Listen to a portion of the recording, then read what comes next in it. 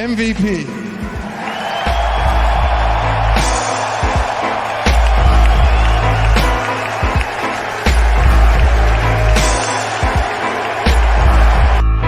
one in the air, left center field, back it goes. Harper, the swing of his life. You never get ahead of yourself. As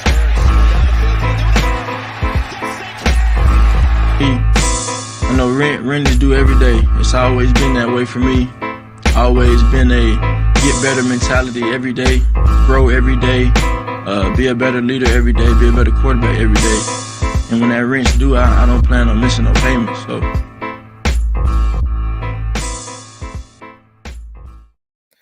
Welcome, ladies and gentlemen, to 3 in the Keystone, episode 63, an Old City Sports Network podcast. I am Adam Seltzer, alongside Al Ryan and Chris Guest, the full squad back in the building. Chris, how was back to school night for you? You missed last week. It was action-packed. It was a great debut for me. I'm trying to win Rookie of the Year at my district, myself and my partner. So it was good. It was good. By the way, anybody watching, if you have an idea, I'm trying to get like some sort of intro salutation a la Larry Zabisco when my name is announced by Seltzer on the show. So if you have any cool ideas, please let us know so I can do it. But for now, I'll do the old Zabisco hand thing that he used to do. The living legend. The living legend, yep. We're gonna put together a soundbite of like Marge saying Homer over and over again, and that'll be your Episode 63. You know, when we talked early about getting into the 60s, we were going to do a lot of hogs, we thought, but I got another semi-Philly legend member championship team. It's a Ryan Madsen episode, boys. Oh, The Mad Dog. I was thinking of a hog, Mr. Hank Fraley. That's a Oh, good one, yeah. too. Yeah. You gotta go Madsen over Fraley. Madsen Hank Fraley walked so Kelsey could run, bro. Yeah, we're hog wild now, Seltzer. Don't you can't try it. I don't want to listen. We're gonna do trivia tonight in segment 3, but let me throw one at you guys early. Who was the man who got hurt so Hank Fraley would get the starting center role? That was Big Bubba Miller, wasn't it? Big Bubba Miller. I think he broke his leg the last preseason game. Yeah, Big Bubba Miller. Shout He out was to 63 Bubba Miller. too? No. I don't I have. don't think he was 63. Somebody in the chat hit us up with Bubba Miller's number for the Eagles. That was probably what, 2001, 2? Yeah, probably something like that. Might be a little bit after that. I don't know. I'll get a Bubba Miller fact check. I'm gonna guess 64, and then we'll just name the next episode after him. So we'll have this conversation all over again next. I got a good 64. Nintendo. Not to be confused with Nintendo 64. Yeah, GoldenEye 64. Right. Yeah. You guys are dropping spoilers for next week. The people will wait every week to hear just the episode number. Nintendo's got to write us a check. But, gents, before we jump into segment 1, I want to talk about a new sponsor that's very near and dear to my heart. Listen, when I grew up in the Roxborough area, every Friday, Jeff Seltzer, on his way home from work, stopped by Alex's Pizza on Leverington Avenue and Peachin on the corner, pick us up a couple pies for the Seltzer kids, and I would be a big extra sauce guy. Over the years, the quality of Alex has kind of dissipated a little bit. It lost a little bit of luster. But new ownership jumped in about, I'd say 18 months ago, and they have restored what was the original Alex's Pizza. And I'll tell you what, I don't live in the Roxborough area anymore, but I was on their Instagram. And a few weeks ago, I saw a couple pictures.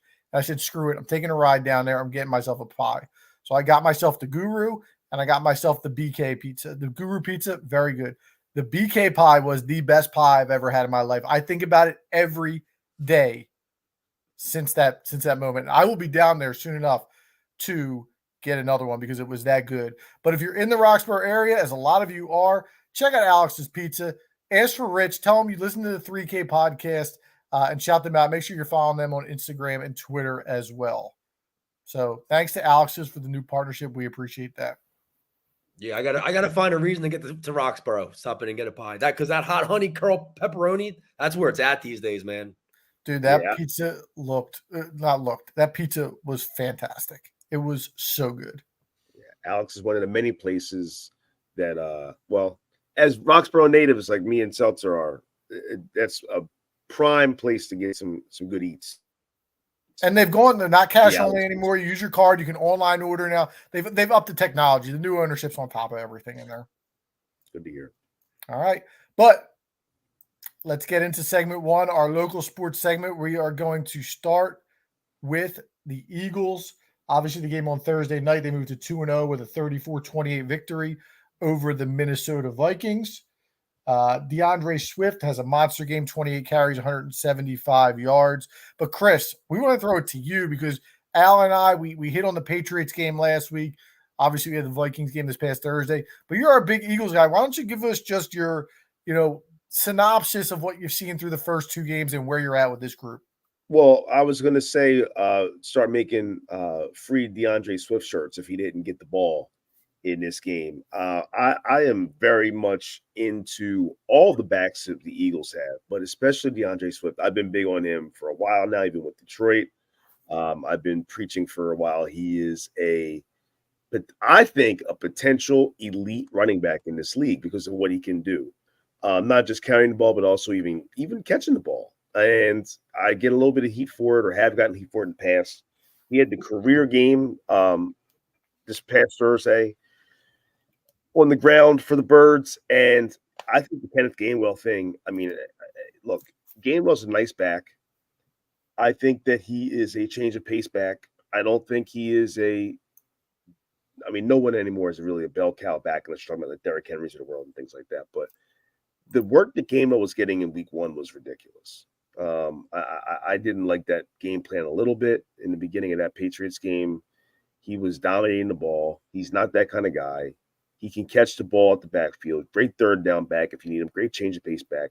But DeAndre Swift's the guy. He needs to be the guy. Point blank period.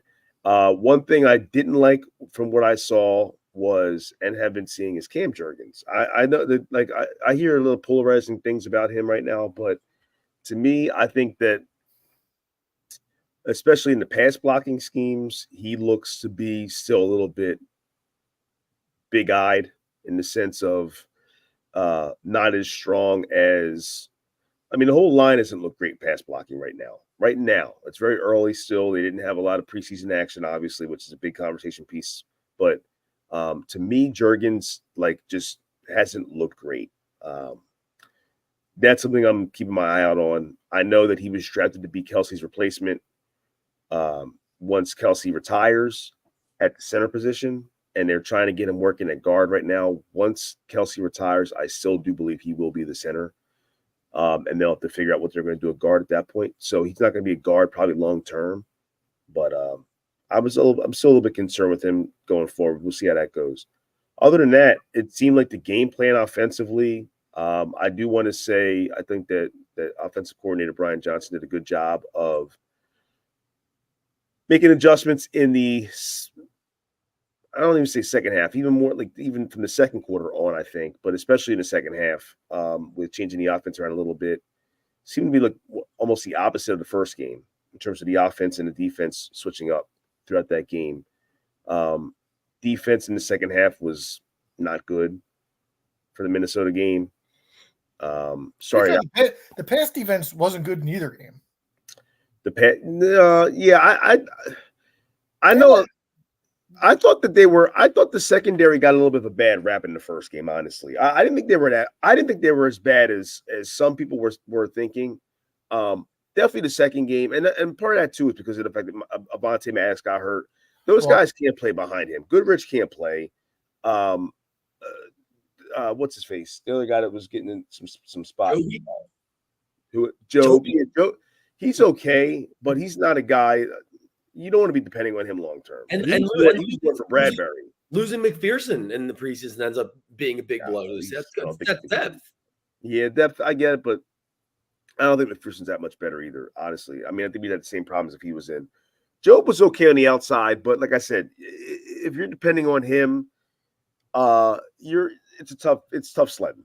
So they've got to address that. The Buda Baker rumors are back out there, and rightfully so. Arizona's trash. They need to get rid of the couple guys they had that's worth a damn. Make a move for them, get it done. That'll help a lot, I think. But yeah, other than that, I mean, I think that look, it's not the prettiest games. Dallas has been dominating in the games they've had. I get that. Their competition though has been a little bit. Yeah, it's been suspect, Yeah, I mean but they've been Jets, dominant. yeah, the Jets without Rodgers has been suspect, even though they really have a good defense still. But nonetheless, they were on the road. It was a tough spot. And then the Giants are just a joke. I don't care what they did on Sunday. They're not good. So Well, we won a game by 5 points and we won a game by 6 points. And the competition, I think, was a little bit better than those other teams, the 49ers and the Cowboys specifically. But hey, a win's a win. It's the NFL. It's hard to win in this league. Sure. I think you're being way too light on our offensive coordinator, who was, I think I was the only one that really had major doubts, and I still have major doubts. I don't think it was adjustments as much as it was like Sirianni when he got in his ear. Anyone with a brain could have called all those run plays in the second half. Like anyone with a brain could have seen what was going on with their offensive line and the way they were dominating up front when we were calling run plays. The way he started that game was a joke. They force-fed Dallas Goedert because it was obvious that they thought after week 1 they should have gotten him the ball more. And then they force-fed A.J. Brown after that little spat on the sideline. He was letting like the prisoners run the asylum for a little bit there. I was not impressed with the play calling. Well, and I also think I get what you're saying now, and I also think that Hurts had a little bit of blame in that as well. Like, especially with the A.J. Brown thing, you could read his lips on the sideline saying, like, it ain't that, and I'll get you, it's going to come to you, this and that. And then next drive, he throws to him 3 times. Like, I get you're trying to please your guy, but listen, the Vikings are an NFL franchise. They're not stupid. They got eyes and cameras everywhere. They got guys that can see what's going on. If we can see it, they can see it. And so better teams in the NFL are going to lock in on that, and they're going to know, hey, there's some stuff going on over there. Watch him, whoever it is, if it's Goddard, if it's Devontae, if it's AJ. So they got to be careful with that. But I do agree, Al, like the game plan for offensively with, like, we have so many weapons, and like to have, especially the second game with the Vikings, to have AJ Brown only do what he did is strange to me. And then in the first game, Devontae Smith only doing what he did was strange to me. And not having Goddard involved at all is extremely strange to me. How much of that also, though, is Jalen Hurts doesn't look good right now. And you mentioned it. The offensive line's pass blocking doesn't look good right now. Well, Jalen is stepping up into the pocket when he should be taking it out and trying to make something happen with his feet. And he's trying to make something happen with his feet and leaving the pocket when he should be stepping up. He doesn't look sure of himself right now, both with his arm and with his feet. And I think that's the O-line also because of the fact that none of them have had, like, now we're starting to get my feeling is by the end of next week, or I guess week 4, whatever the game was, week 4, is when we'll really see the real Eagles. I think that I'm treating these games, and thankfully we have the leeway to do it with the opponents we have. I don't think they're nearly at full optimal throttle at this point yet. And so it's going to come with time. I'm not prepared to throw in a panic yet, but at the same time, you are right. Right now, they're not playing at the level we anticipated, but they're still 2-0, and that's a scary thing for the league. Absolutely, but these next 3 games are not quite the gimmies we thought they were going to be 2 weeks ago when we had our preseason picks. These next 3 games at Tampa, Washington, and at LA, the Rams. No, they're all 3 of those teams look better than we would have imagined in the preseason. Yes. Can I make a Hurts observation? No. I think he seems to be a half a step slower than he was last year at this point. But how much of that is just that rust that we're talking about, though? But that's speed. I had somebody make an observation to me the next day after I said that in our text thread and said he looks bulkier. Do you think that there's a chance with like the weight that he put on in the offseason that maybe he lost? I'm not saying he's lost a ton, but lost that half a step. His timing is off. He missed that ball out in front of Devontae on the first drive by about a foot. That's a touchdown. What does that have to do with running? I'm talking about speed. No, but I don't think he has. I think it's just like I said, the rust factor. The offensive line is out of sync, which is going to put him out of sync. Once they get it going, he'll be fine. But I'm not concerned. He just hasn't played well to this point.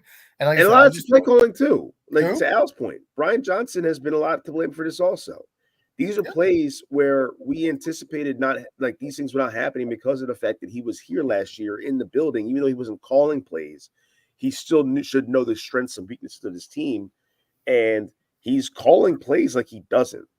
And that was a little bit concerning. Al, I think that's a great point that you made too about the fact that maybe Sirianni got in his ear, like, yo, guys, it's a clear weakness on their side of stopping the run. Let's run it down their throat. And I love that they are able to.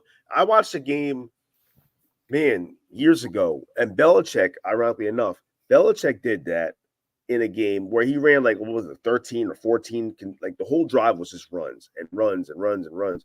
And I'm like, the game isn't always rocket science. Like football in its primal form is pretty simplistic.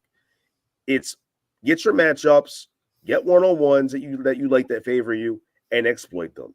And if that's a strength of yours as a run blocking team, and you're going against a team that's not the best at a run defense, run it down their throat.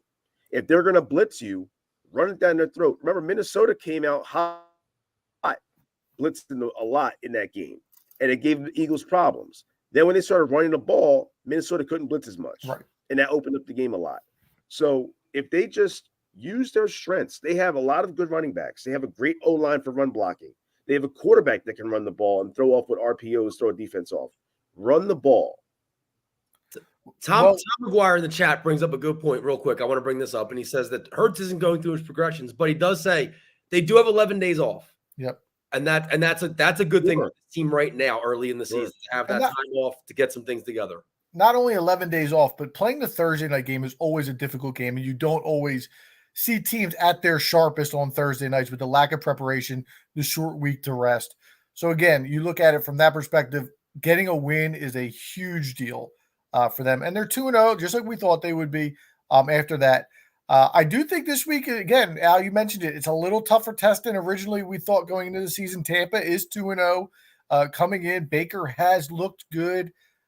Those weapons, people were curious as to whether Mike Evans would remain a Tampa Bay Buccaneer for the season, but he certainly looks motivated. Looks good. And he's playing well. And that defense looks feisty, led by your boy. Who do we get to see Monday night? Who do we get to see? Big V. Big V, yep. V. All right, let's get some predictions for Monday night before we move on to the Phillies. You go ahead, Al. I'll go first. Yeah. So I still, top to bottom, Philadelphia is still a better team than Tampa Bay. 11 days off might be just what the doctor ordered. I do think we still win this game. I think it's a lot closer than we originally thought before the season, probably. So give me Philly 23-20. Okay. I'll be honest. I think Tampa Bay is extremely overrated still. I think that they escaped with a win against Minnesota, who's also overrated. And they don't, to me, like they don't do anything extremely well. They're doing things right now that's enough, and they're doing them at a right time where other teams that they're playing aren't really at full strength yet. Not taking away from them, like I said, a win is a win. Baker's been playing well enough to get them wins, but they're not near the echelon of the Eagles. Tampa Bay's also, I will say, been a little bit of a trouble spot for the Eagles at times throughout the history, especially going there. But my gut, I think the Eagles roll in this game. I think I'm going to say 34-16. Okay. I have a very similar score. I'm going to go 31-17 Eagles. I think they'll take care of business. I think the 11 days off is a big deal and gets them the opportunity to get their stuff together on that end. I mean, Al, Chris put it on a tee for you when he's talking about Tampa Bay's schedule, and you just didn't want to hit it out of the park after who they played on Sunday. What are you talking about? They played the Bears on Sunday. You didn't want to. You didn't want to hit the hell on the team. I'm waiting for segment 2, man. We're gonna be counting the Fields touchdowns and picks and fumbles all year long. Let the bear out the cage, so to speak. Whenever you guys are ready to admit that, I'm here. We'll get to that in segment 2, but we did want to transition segment 1 into 2 pieces this week as we are on a pennant chase or a red October, not quite there yet, but the Phillies look prime and ready to be a wild card team this year in the playoffs. All things considered, they probably will clinch the one seed wild card, so we will get a home wild card series, barring something stupid happening. But we came up with an idea of trust level. And there's a lot of guys on this team that are kind of on the fence, and you watch them every night and you get a little frustrated. So, Al, you put together a little rating scale. Do you want to jump into it for the guys here? Yeah, I'll explain it. So, as you know, if you've been an avid listener, and why haven't you at this point if you're not to the show, I have 3 kids, 7-year-old, 5-year-old, and a 2-year-old. My 2-year-old's still in diapers, obviously. Adam has one on the way. Adam, that due date's coming up, brother, isn't it? Yeah, man. When I'm on the golf course now, I got to actually keep the phone handy just in case I get a call. So we're primed and ready. Probably, 10 days out, give or take. So Adam's in the go zone. He's got the hospital overnight bag packed, and then Chris has obviously the guest twins are coming in early December, slated to be here. So I thought, what better way to judge our trust levels on the Phillies right now, individually as players, than by on a scale of either you could babysit my child or my children, which is the utmost of trust. You could watch them overnight. You can hold my baby. So I trust you a little bit. You can hold them, you can rock them, sit in the chair with them, maybe give them a bottle, or don't touch my baby. And that means we have no trust in this player going forward. So that's the scale. Babysit, hold them, get away from them. Don't touch them. All right. So I have the list in front of me, and we're going to start with a guy we've talked a lot about on this podcast, and we talked about him in the offseason as well, that Aaron Nola. I'll start with this one. I've been anti-Nola for a long time. Going back to last year, I was anti-Nola. I just never trusted him in a big start. I thought he would always let you down. And he did come through a couple times in the clutch last year. Let's not forget the clincher against Houston, the wild card game against St. Louis. He pitched well before he ended up not doing as well against San Diego as well as Houston in the World Series. I still have to put Nola in the fact that he can hold my baby. Listen, at the end of the day, he still has the stuff. I forgot what we were doing for a second. I was like, wait, what did he say? He still has the stuff that he can dominate. Is there a very good chance he's going to drop the baby? Yeah, but there's also that chance that I can leave the room and go take a nap while he's rocking my baby and holding it. And he could do a really good job of it. And at the end of the day, I know we're just talking about Aaron Nola, in a nutshell at this point, but there's a lot of other people in line in that rotation to hold my baby that I trust a hell of a lot less than I trust Aaron Nola. Wow. Well, maybe Megan can't trust you to decide who's going to hold the baby. Then. That's a problem in itself. All right, that's where I'm at with Aaron Nola. Well, Chris, I think me and you might be on the same page. I'll let you be the tie break. Aaron Nola can't touch my baby. Aaron Nola cannot come near my baby. Aaron Nola has yet to make it to the 5th inning in September, and I have no confidence that he's going to be able to outduel some of these other playoff teams' number 2 starters and put us in a position to win. He is, get ready for these names I'm about to tell you, he's statistically worse than every pitcher I'm about to give you. And these are the number 2 guys on all of the wild card teams and the potential teams that we would see in that first game or that first round. For the Brewers, Brandon Woodruff. For the Cubs, Kyle Hendricks. For the Diamondbacks, Merrill Kelly. For the Reds, Andrew Abbott. For the Marlins, Jesus Luzardo. And for the Giants, Alex Cobb. And he is having a worse season than all of those guys. I trust him more than almost all of those pitchers you named, with the exception of Woodruff, and there was one other one. If you run through them again quickly. Woodruff, Hendricks, Kelly, Abbott, Luzardo, and Cobb. Kelly and Woodruff and maybe Luzardo. But I'll take him over Kyle Hendricks. I'll take him over Abbott. I think Abbott's hurt, actually, for Cincinnati. I'm not sure. The other guys are hurt. Lodolo and Ashcraft are hurt. And we don't hit Lodolo at all. Yeah, a little lefty action. But he's still got more pedigree than those other guys. So he'll probably let me down. He has pedigree, but what have you done for me lately? I know. At least he has experience. He has experience in the playoffs over those guys, which is a plus. All right, so you guys are out on Nola. Can he hold the Twins, Chris? No.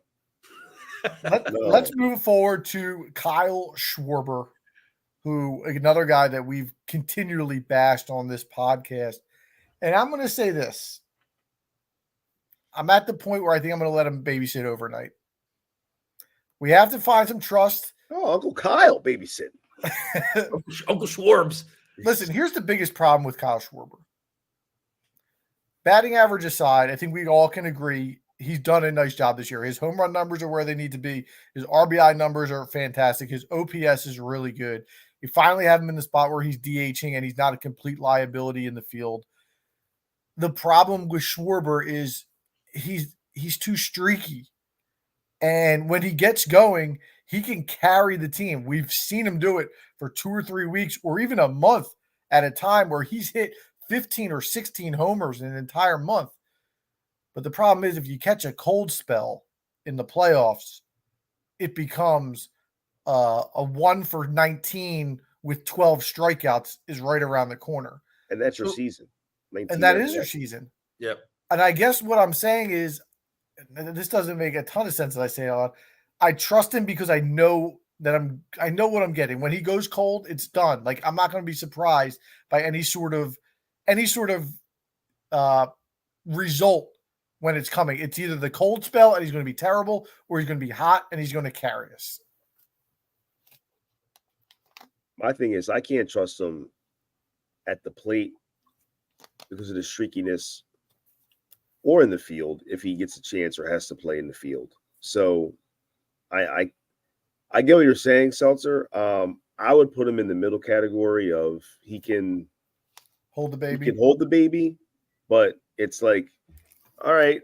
And then my hands are staying out the whole time. You got the Purell. You're putting the Purell in his hands. Yeah, I'm keeping up the Purell. I got my hands ready for the reception back. You know what I mean? I'm not letting him really walk away. I'm just kind of like holding it here. But I will say this: he has had the. I mean, it's got to be one of the most strangest anomalies of a season in Major League history. Offensively, what he's done this year. I mean, he's going to flirt with 50 home runs. And he's also going to flirt with the Mendoza line, which is really strange. And he's also a league leader in walks. He's second in the league in walks behind Juan Soto. Very strange season. And might have some runs and singles. I'll make it quick. I got babysit as well, Seltzer, and it's for a lot of the same reasons you said. I realized I have to detach myself from his average and just accept the fact that the dude mashes. And he's hitting some majestic bombs. the one he hit last night, dude, was unbelievable. Unreal. So welcome to baseball in 2023. I'm on board with babysitting. And I do think we've seen the last few nights Thompson commit to Rojas. Again, Rojas generally has been kind of playing against left-handed pitching. But to put him in a lineup tonight against Strider makes me feel that Rojas is going to play in the playoffs. And Schwarber will be in that DH role. I think I'm fine with that. Me too. I'm okay with that. It's better than Jake Cave. Yeah. But we got a bunch of other names, so let's move this forward. Craig Kimbrell. I'm going to put Craig Kimbrell as hold the baby. And a lot of people have a lot of faith in Kimbrell, and I think you guys may end up going the other way. Listen, for me, it's just a vibes thing. I've said it all year. I get Billy Wagner vibes. Big game. He's going to give up a homer to let us down. That's the only reason. He's been very good. I have no reason to put him in that second category other than the vibes that I get when he's on the mound. He has 7 earned runs in his last 17 innings pitched, which is all in the month of August and September. He's leaking a little oil, as we like to say here on the pod. I'm still letting him babysit. And I think it's because he was an all-star. He's outshot my expectations for him this year easily. And we say it with the Eagles all the time. Like, if you're not – like, the dude's proving it. So if you're not going to trust him, then what are you here for? There's only a small handful of absolute stud closers every year, and he's right on that next tier. If – he's not up there with the stud of the studs, but he's on that next tier. His 241 BABIP is the second lowest in his career, and he's never blown a save in the preseason. So Craig Kimbrell, the postseason, excuse me, or the preseason. Well, neither have we. All right, double up. So right. Craig Kimbrell, you can watch my baby. No, I agree with Al. He can watch the baby also.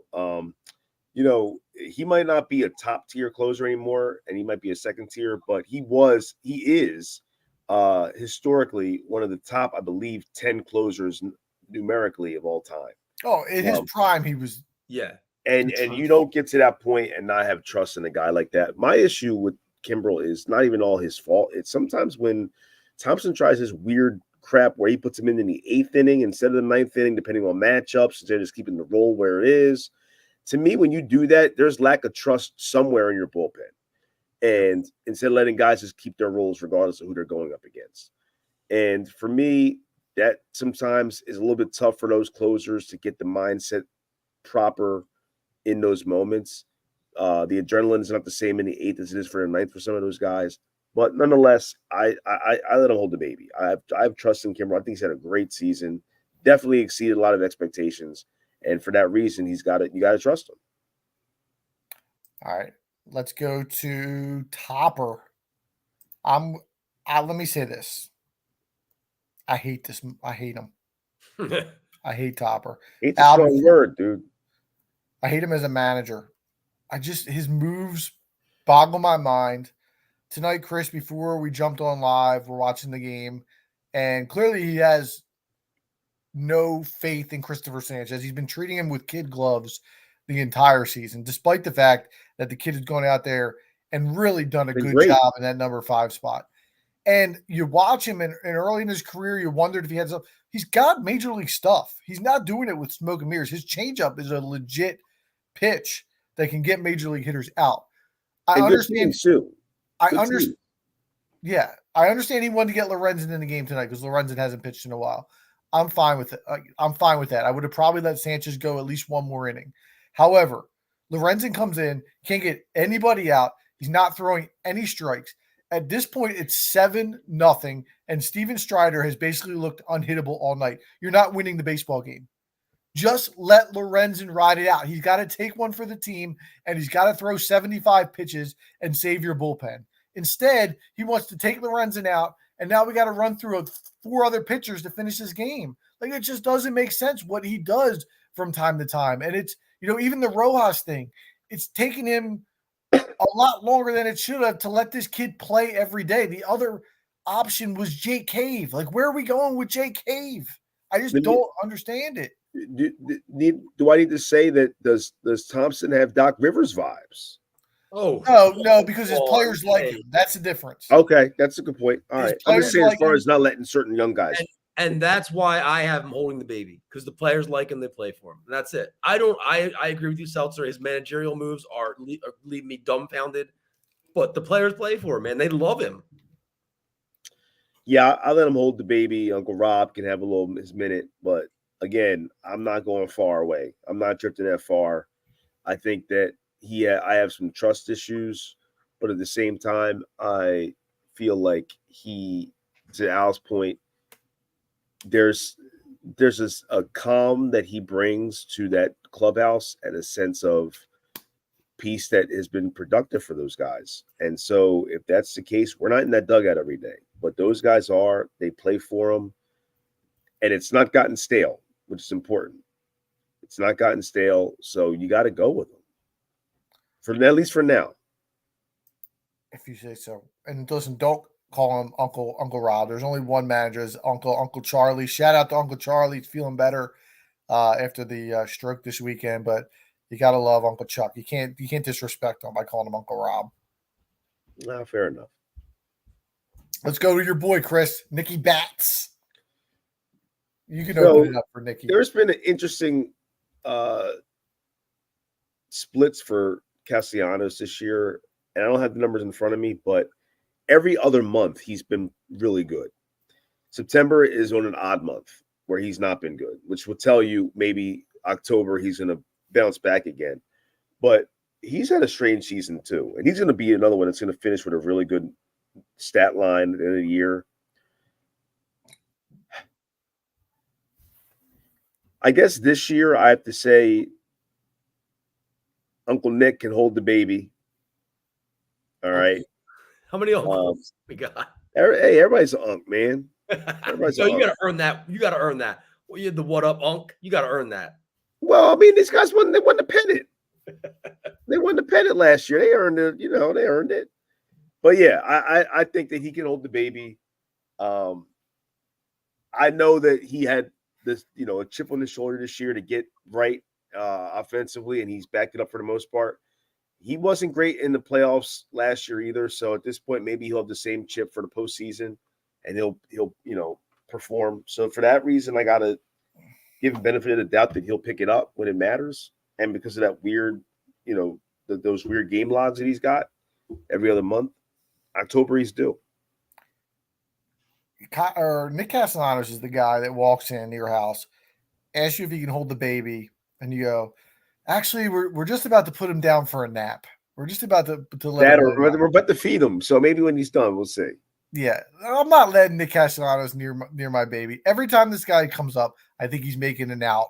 I feel like when he's swinging the bat, he's just closing his eyes and ripping.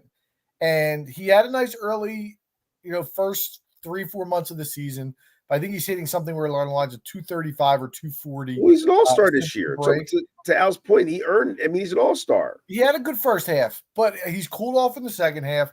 I see more of those bad habits. He's said out loud that when he struggles, he just starts swinging at everything because he wants to hit so bad. I don't know if that's the right attitude to get you out of a slump. I still don't have faith in him when he comes up to the plate. I root for him. I like him. He's a likable guy by every means, but just not a guy I trust in a big spot to get a big hit. However, did you know he's the only major league regular that qualifies that has not made an error the entire season? I was going to say his glove's been – so does that put him in the driver's seat to win a gold glove in right field? No, it does not. That was you when we played at the Hill. But listen, at the end of the day, if you can't get to a ball, you can't make an error. But he's done a nice job in right field. I'm not knocking it. For a guy who came in with a lot of defensive warts, he's done a nice job. Well, and that was the Phillies analytics. You guys saw that, right? Before, like months ago, they said that they noticed that when he is positioned in a certain spot in the field, where when he tracks a ball, he's running to his left and in. He's like 100%. Like he catches everything. But if he has to run backwards or he has to run to his right, he misses everything. I saw that. Yeah. So if you look at where he's always standing in the outfield, he's always standing back and to the, what would it be, to the left, to the right, to the left. Yeah. Listen, Nick Castellanos, where I'm at with him is where I'm at with Kyle Schwarber. He is what he is. So for me, he can hold my baby and potentially babysit for like a few hours, maybe not overnight, but during the nap. The only thing he can't do, he can't hold my baby if I go low and outside with that trailer. He's got to come in and to the left to get the baby spot. That baby's going to eat dirt if I go low and outside. Yeah. All right, that little sliding catch ain't going to help with the babies. No, not at all. All right, listen, for time restraints, I had a handful of names, but we're going to narrow it down to give me one bullpen arm that you guys want to talk on that you may have had a specific point that you wanted to make. Hoffman. I'm fine with that. Chris, you good with that? Yeah, I'll also keep riding with my man Soto. I think Soto has been fun. I think he's been good. He wasn't even on the rough draft list. Not even. But I'm just saying, yeah. You know what? But you know how it is. We go off the cuff here. This is live. It's all straight up, no chaser. All right. So we're gonna go off the cuff. I'm saying Soto, and there's another name that wasn't on the draft that I want to put on here, but I'll wait and see if you add him now. Real quick. That's the purpose of the doc. Add the name, guest. Well, I didn't have a chance to get on there to update the name. I saw it last minute, but I want to see if you come up with it now. Dylan Covey? No, I'm not. He's not getting he's not getting in the house. Let's talk Hoffman first. I'll start. I was very cautious about using Hoffman in big leverage situations, but I've become very comfortable with him. And every year teams have relievers that kind of come out of nowhere. I'll let Jeff Hoffman babysit any night of the week. He has earned my trust. I really have gotten to the point where I feel just as comfortable with him as Alvarado. Alvarado is not the same pitcher he was last year. He doesn't have the same stuff. He looks like he knows he doesn't have the same stuff. And, I think it's a matter of the injuries this year. I just don't think either he doesn't fully trust his arm to stay healthy or he's really struggling with the arm because he does have better overall stuff than Hoffman, but it just hasn't come to be this year. Jeff Hoffman's been a tremendous find, and I don't know where this team would be without him. And I trust him in a high leverage situation in a playoff game. If you ask a casual Phillies fan, if you tell them, name this bullpen arm, hasn't given up a run since August 23rd, only given up one hit in September, opponents are hitting 152 against him. How many people would say Hoffman? It's him, though. It's him. He has the highest strikeout rate of his career, the lowest home run rate of his career. My only concern, and this is why I'm letting him hold the baby. I'm probably going to let him babysit as well. But he's one of those babysitters where I'm like, have you ever watched a 2-year-old overnight before? And they say no. And I'm calling a couple times to check up. Because here's why. He has no postseason experience, and he has very little high pressure situation experience. Even for this year, he usually comes in the 6th or 7th inning in a game that's a blowout or whatever. Like he doesn't have high pressure situation experience. They've started to dabble him into some higher leverage stuff. A little, not as much as I'd like to. I'd like to see him more in the 8th. Well, let's see if Thompson trusts him in those spots once the playoffs come. Yeah. I mean, I think they're going to have to. Chris, hit us. Who's your last guy you want to touch on? Well, not from the bullpen. So this is a regular positional player, but Alec Boehm has been awesome. Let me give you some stats. All right. Alec Boehm is holding the baby. He's holding the twins. He's going to take them to McDonald's, get McFlurries. I'm fine with all that. This year, runners in scoring position, he's batting .355. Runners on base in general, he's batting .324. Bases loaded, he's got 27 at-bats this year with bases loaded. He's hitting .429. This guy, when it matters, has been awesome all year long. He's still doing it. I trust him. We were talking about Stott on the rough draft as far as how we would all probably have him as hold the baby, and I agree with that. But Boehm is right there. Yeah, I think Boehm is probably his second at this point offensively for this team as far as trust is concerned. Where do you guys? He's not second. I mean, you got to go Trey now after Trey's hot streak. There's multiple guys on this he's street up there that we would let babysit. There's a lot of guys right now. Yeah. That's a good thing for us. It is a good thing. Yep. That's good. So listen, we'll have more next week and the week after as the postseason kind of comes to a head, and we'll see. Looking like Arizona or Chicago most likely, but maybe an outside chance of Cincinnati or Miami, depending on how it plays itself out. Any closing thoughts before we jump into segment 2?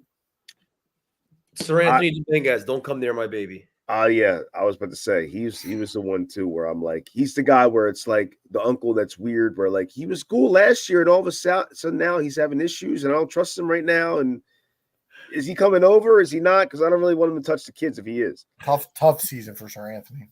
It's been rough, and his velocity's not been what it was. His confidence is clearly rattled. Yeah, he doesn't know where the ball's going when he throws it. Yeah, it's a shame. He's going through a lot. He's a good dude by all measures, but it's been a rough season for him. I've always been a Sir Anthony guy, not this season. And I believe in him long term. I don't want to get rid of him or anything like that. I still think he can be here next year and just right the wrong next year. But this year, it's been tough sledding. Yeah. But before we jump into segment 2, where we're going to talk a little Coach Prime and some NFL reactions, Al, why don't you talk about Warlord's grooming essentials? So Old City Sports Network, you guys know we're a part of the network now, and our newest sponsor is Warlord Men's Grooming Essentials. You go to their website, www.warlordbeardoil.com. Use the promo code OCSN15. You're going to get 15% off your entire order. Look, you guys know it. You see it. I'm a beard guy myself. I've used some oils in the past, and I got to be honest, I wasn't happy with them. So I got to give this Warlord Men's Grooming Beard Oil a try. When I go down a little bit thicker, it makes all the difference in the world, right? If you guys listen out there, the listeners, diversity, I know we're all married men at this point, but at one point we were all ladies men. If you want to be a ladies man, you got to have the look, you got to have the feel, you got to have the confidence. And that's what Warlord Men's is going to do for you. Yeah, lady, listen, the mustache and the beard is in. It's in. It's in. It ain't but going anywhere. Not taking care of it. Listen, Seltzer, what's the deal? Can you grow a beard? Absolutely, I can grow a beard. Oh, you got to grow a beard, dude. It's like makeup for men, man. I'm not a beard guy. I don't love the feel of the beard.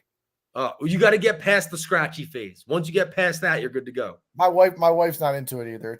I just don't see it. Well, that's the important thing. I was gonna say, what is Megan like? Nah, she doesn't like it. I do the beard when I have the hair low. When I have the hair grow out a little bit, I trim the beard and make the face less hairy.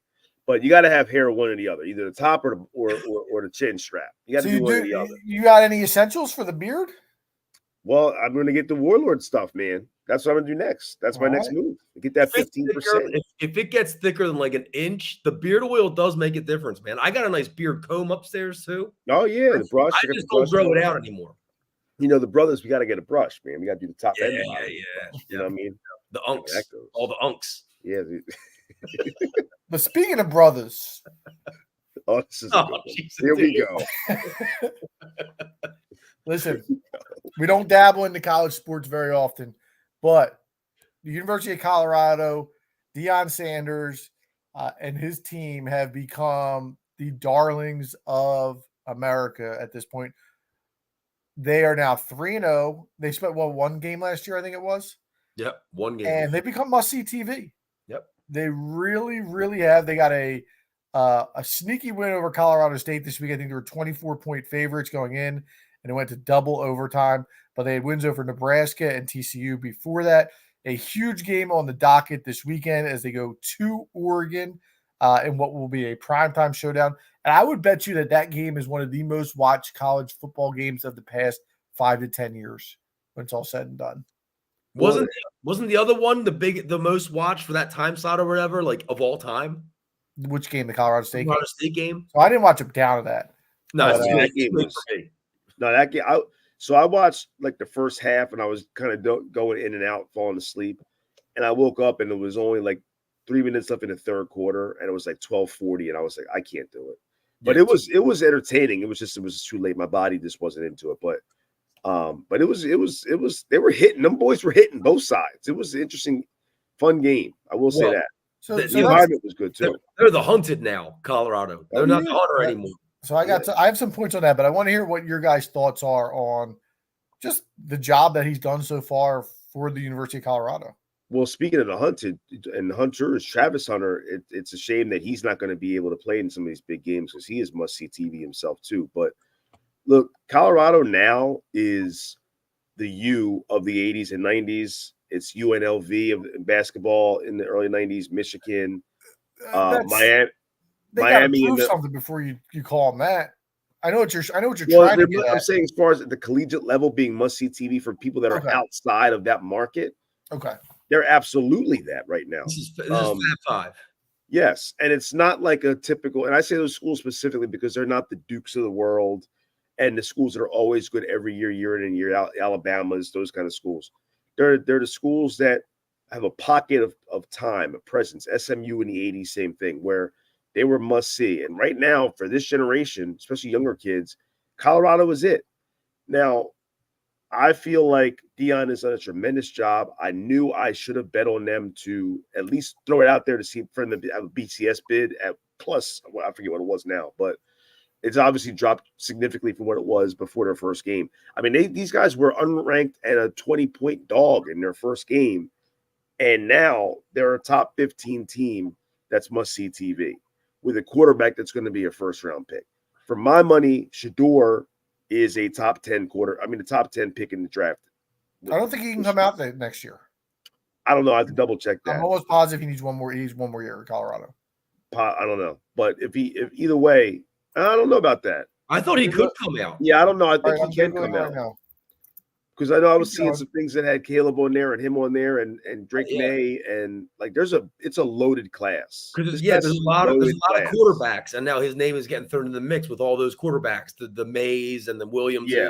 Yeah, I'm almost positive. You're right. I mean, he is eligible for the 2024 draft. And I'll tell you what, I'll be brutally honest. I'd take him first. I would not have a hesitancy to take him because of his pedigree. He's a dog in a great way. He wants to learn. He wants to be better. He's already got guys like Tom Brady mentoring him. I have no hesitation of taking him over Caleb from USC, Caleb Williams, or the North Carolina kid at all. But they're fun, man. And I love the whole, like, we don't have captains. We got dogs and leaders. And I love the whole thing. I'm here for all of it. I love it.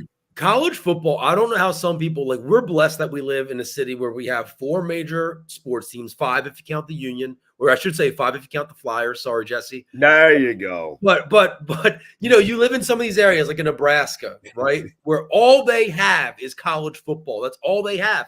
But college football sucks if you're in Nebraska because every year you come in, you trick yourself into thinking you have some kind of expectations, and then you come out of the chute and you're like 0-3, 1-2, whatever, and the season's over. College football is boring and repetitive. You talk about the same teams, every year. You talk about the same coaches, not even players. You talk about the same coaches every year. This is such a breath of fresh air. My interest, and I'm a Penn State guy. I have a team that's usually a top 25 team to root for. I'm not delusional. I know where Penn State is in that second, even third tier most years. I don't know about that.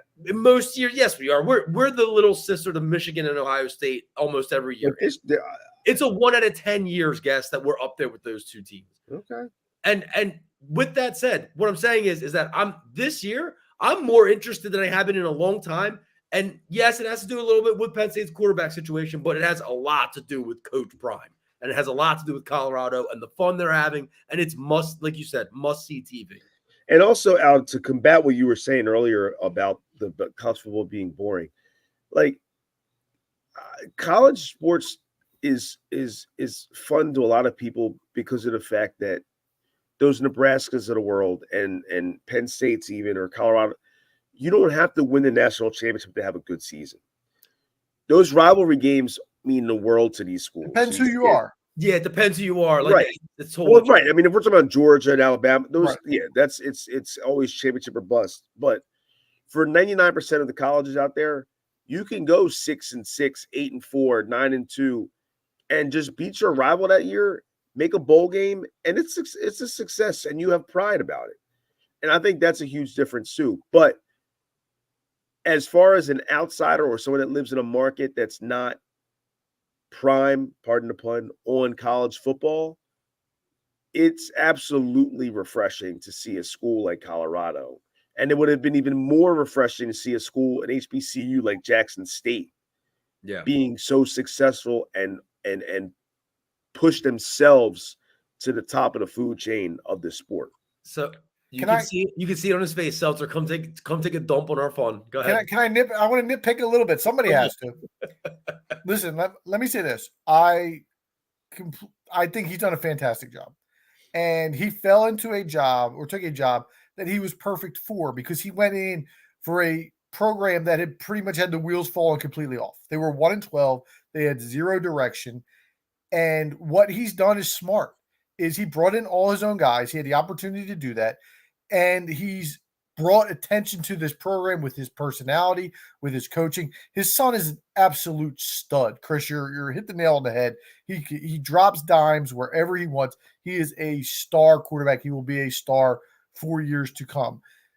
By bringing all this attention, he's brought in so many Colorado boosters. He's probably brought a ton of money into that program that needed to be brought into the program. However, I think he's got to, over the next few weeks or few years, he's going to have to cool his jets a little bit. And the reason I say that is because you can see with the way he talks that his players are taking on that personality. I saw his son made a comment about the Colorado State coach in reaction to some of the things that Colorado State coach said about Deion. But listen, at the end of the day, what happens is when you talk as much as they have, and he has, these kids that they're going against are 18 and 19-year-old testosterone-driven dudes who they're not professionals who are making millions of dollars and getting fined. These kids are going to want to make a name for themselves, and the more you talk, the more you're going to get hit. And you already started to see it happen last week. The kid Travis Hunter took a cheap shot. He got cheap shotted.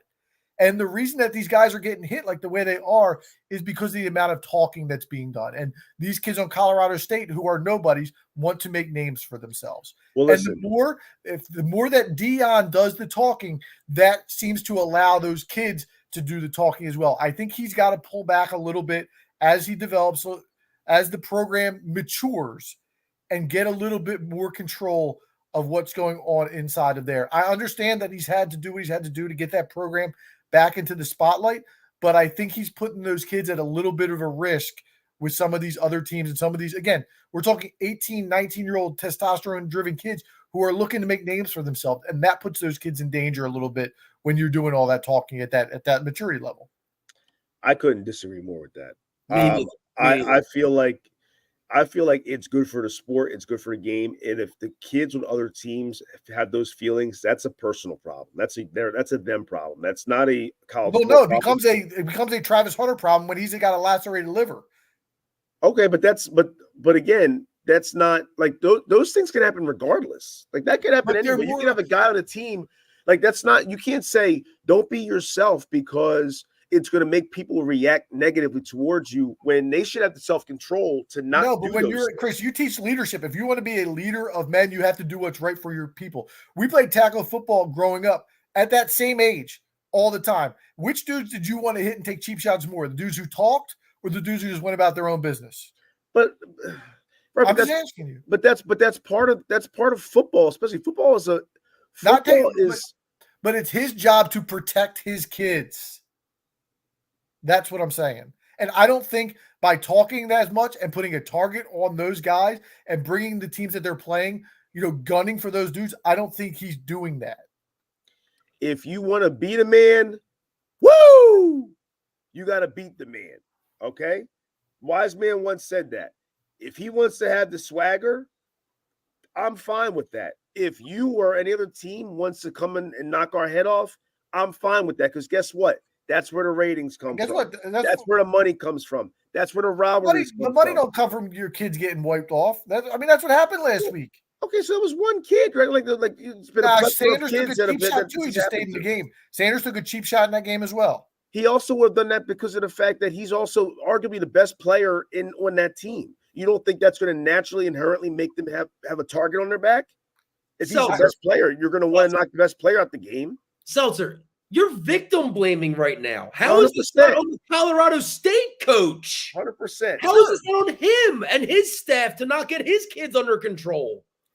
That's not on Deion. Listen, I'm not saying it's not, but like Deion's out there, he's being him. He's bringing eyeballs to the program, money to the program. We got guys like Urban Meyer that get shot after shot. He's out there grinding with college girls. I'm not saying Deion doesn't deserve a shot. I'm not saying he's not doing a good job. I'm just saying eventually he's going to have to tone it down a little bit. But that's that's the same exact language, and I'm not saying that you think this, but that's the same exact language that someone would say, well, a girl wouldn't get raped if she didn't dress provocative. It's the same exact principle. This guy leads that. Yes, it is. He can't sit there and say he has to turn it down because his kids are going to get targeted. What that has nothing to do with his kids. Him speaking. The girls. We're playing tackle football. It's a violent sport. We're not going to an orgy and saying you're getting. They don't go to an orgy either. They don't go to an orgy either. You can walk down the street with a. That's what I'm saying. That's what I'm saying. It's not an orgy. All right, we're getting into a topic that's a little. No, it's not. No, because I think you're dead wrong on that. That's his. The way he leads is through that. He motivates his guys through swag. Then do it internally. I don't. Again, and there's ways to do it, but I'm telling you that it's not the answer long term. What about the guys who play? What about the guys who play Georgia or the guys who play Alabama every year? And those guys have Kirby Smart or even when Urban Meyer was coaching, and the things that they've done, and they've said Dabo Swinney's another one. NILs for suckers basically, and it's not right to college football. Those guys that have been beneficial from NIL, you don't think they want to take out Dabo's guys? But we're not talking about that. But the stuff that Deion and those guys are saying is personal attacks on these guys. It's not about more personal NIL. than your money. These guys don't give a shit about NIL. Hold on, what's more personal than your money? Dude, these dudes are 18, 19 years old. They don't think like that. They don't think like I was worth that NIL contract that you got, and I'm better. When they see Shedeur Sanders and Deion Sanders talking that shit about how good they are, they say, "I'm gonna lay that dude out when I see him." That's what they're football. saying. That's football. Yeah, that's the guy in front of you. And that's why the dude's in the hospital right now. That's why the dude's in the hospital right now and took a monster cheap shot. Go watch it. That's one guy that decided to be an idiot. That's not everybody that they play. But we're gonna see how often it happens to them because I think it's gonna happen more. So you're saying it's Colorado's fault that they get guys that cheap shot them? No, I think they instigate it. I asked you a question earlier. I asked you a question earlier. We used to play tackle football in the street all the time at that exact age, at 18, 19 years old. And I used to watch you play, and you would always go after the dude that was talking shit. You would take cheap shots. I know you would. But that's part. No, well, back then it wasn't cheap shots. That hit 15, 20 years ago wasn't a cheap shot. Now it's a cheap shot, number one. Number two, yeah, I would do that because that's competition. That's football. I teach my kids right now, guys, these kids are coming into your field. Don't let them embarrass you in front of your friends and family, okay? Period. That's football. That's motivation. I have no problem with that. He's not saying that those kids are scumbags. He's not saying that those kids aren't worthy of being in Division I football. He's saying, yo, we're here for a reason. Dion called and his staff called 20-something kids that were on Colorado's team last year and straight up told them, yo, bro, you might want to transfer because you ain't going to play And that's over fine. here. I got no problem with that. I got no problem with the job he's doing. So, but I'm saying he's shooting you straight. And he's shooting the kids straight that are on the teams now. And he even said after the game, they still got a few dogs, his words, from being at the upper echelon. So he's not already saying that they're in the top of the food chain. He's saying they still have work to do. They definitely have work to do. They're like 20-point underdogs this week. So there's a difference in being confident and being cocky. I don't think that they're a cocky team. I think they're a very confident team that has a lot of confident, really good elite players. And they're showing because they were not given credit when this year started because of that school, that name. And people thought because Dion was coming from a black college and he had no experience at that level that he and his son would not be successful. And now they're proving everybody wrong. And because of that, I think they have every right to brag and be boastful and be confident of what they're doing. I agree. Because nobody believed in them. I agree with what you're saying. I think in order to recruit the best athletes today, you need a younger coach who can connect with that type of athlete. The days of the Nick Sabans and the recycled coaches that are out there, you're going to have, not that Saban's not doing a good job, but the older coaches, that 65-year-old demographic, those days are over. You need a younger coach. And that's what Dion's fantastic at, is he go in and recruit an athlete and he can pull whoever he wants because of his personality. And because of who he is. But you're proving my point. This generation of kids, that's how they think. That's how they motivate themselves. They have the drip, they have the swag, they have all that kind of stuff that they want to put on the field and off. And he's feeding into that. And he's getting results out of them. That's fine. He's gotten results so far, and we'll see how it goes. Again, I have no problem with the coaching style and the job that he's doing. My issue is I would tone it down and I would keep it a little more internal for my guys. That's what I would do. And I would also, again, get control. There's no reason that his son needs to be making comments about other teams' coaches at the age of 18, 19 years old. If Dion has a problem with you're the coach, 1,000% wrong. Okay, he came at his father. It's not just his coach. It doesn't matter. He's a player on the team. He's a player on the team. No, you're dead wrong, dude. You're 1,000% wrong. If you're playing on a team and your father's the coach and a guy is disrespectful to your father, you have every right to back your father up. And he did not come at the coach off the bat initially. He did not instigate anything. Neither one of them instigated it. He was the one that wanted to start it off, and the Sanders has finished it. There's nothing wrong with that. And if that was my son, I would say, son, I'll take care of my business. You don't need to be talking about other coaches in the media. That's what I would say to my son if that was me. That's your opinion. I'm not going to tell you how you should be or how you should raise your son or your family. But I'm telling you, there was nothing wrong with what in my opinion, there was nothing wrong with defending your dad. And also, you're not Neon Dion. You know what I mean? You're not Deion Sanders. Like, it's a guy with a lot of bravado, and his kids have bravado too. And I get it. I applaud them for it. I get it. But we'll see. It's 2023 too. You know what I mean? Exactly. Let's not forget that Jackson State has choked in the biggest game of their season both years that they were the best team in their conference, though. But a lot of that too is, we talked about this before on the show with the situation with golf and the PGA and how it's important for those guys to show their personalities, things like that. The old gentlemen's games days in golf, football, baseball, like, it's over. I'm sick of hearing people talk about personalities being hidden. I'm sick of people talking about you should shut up, basically, and the whole LeBron shut up and dribble thing.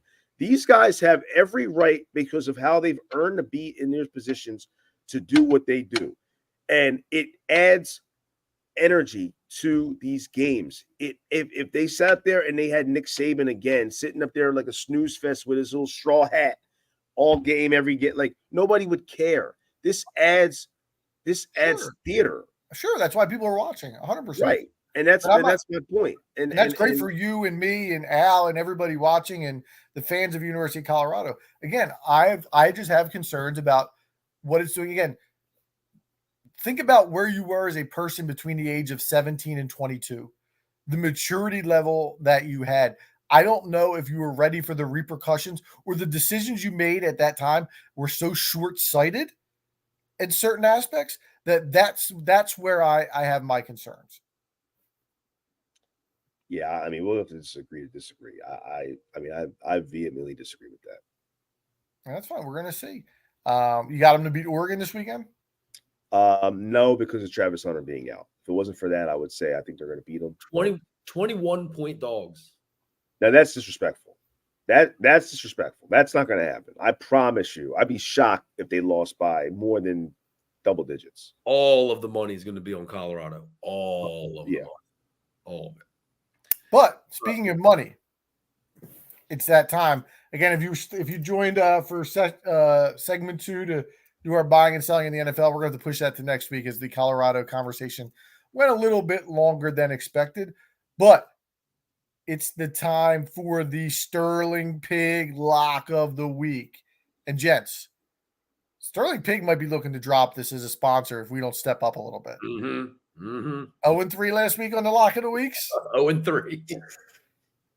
Listen, that's like when you go into a restaurant and you have your go-to meal and you decide to venture off the menu and you get the wrong thing.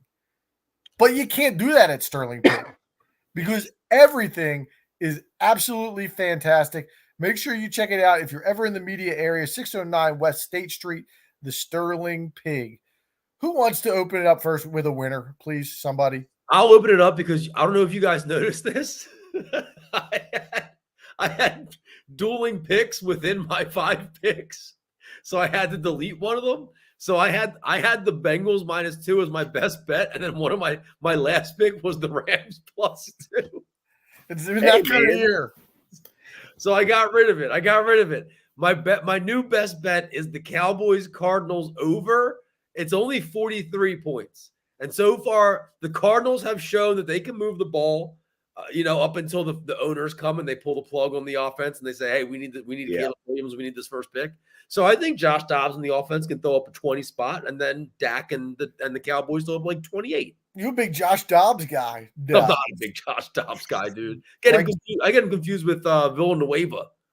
Well, they both have alopecia or whatever it is. They look exactly the same. They do look very similar, yeah.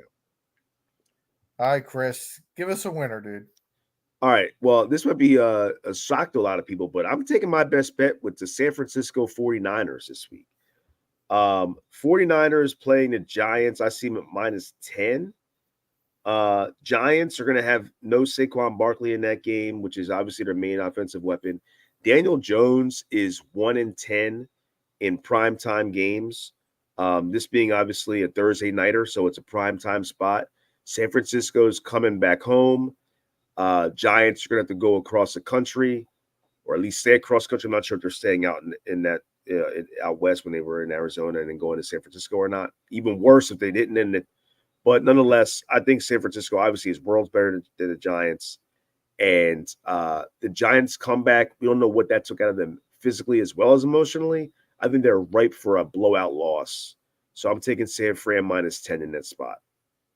Are you ready to admit that Brock Purdy is a good NFL quarterback? I never really thought he wasn't a good quarterback. I think he's an overrated quarterback. I think that he's a guy. I don't think that Brock Purdy or Justin Fields right now. I got a cricket in the back, which is funny. I got a legit cricket somewhere. I'm like half distracted. Pretend to be frozen. What had happened? The way my bank account set up. No, I'd still take Fields. It's oh my God! Double down. It's time to get off the ship, the dude. Sterling Pig double down. Double order the wings, baby. It's 2 games. They're still rusty like everybody else is. I can't.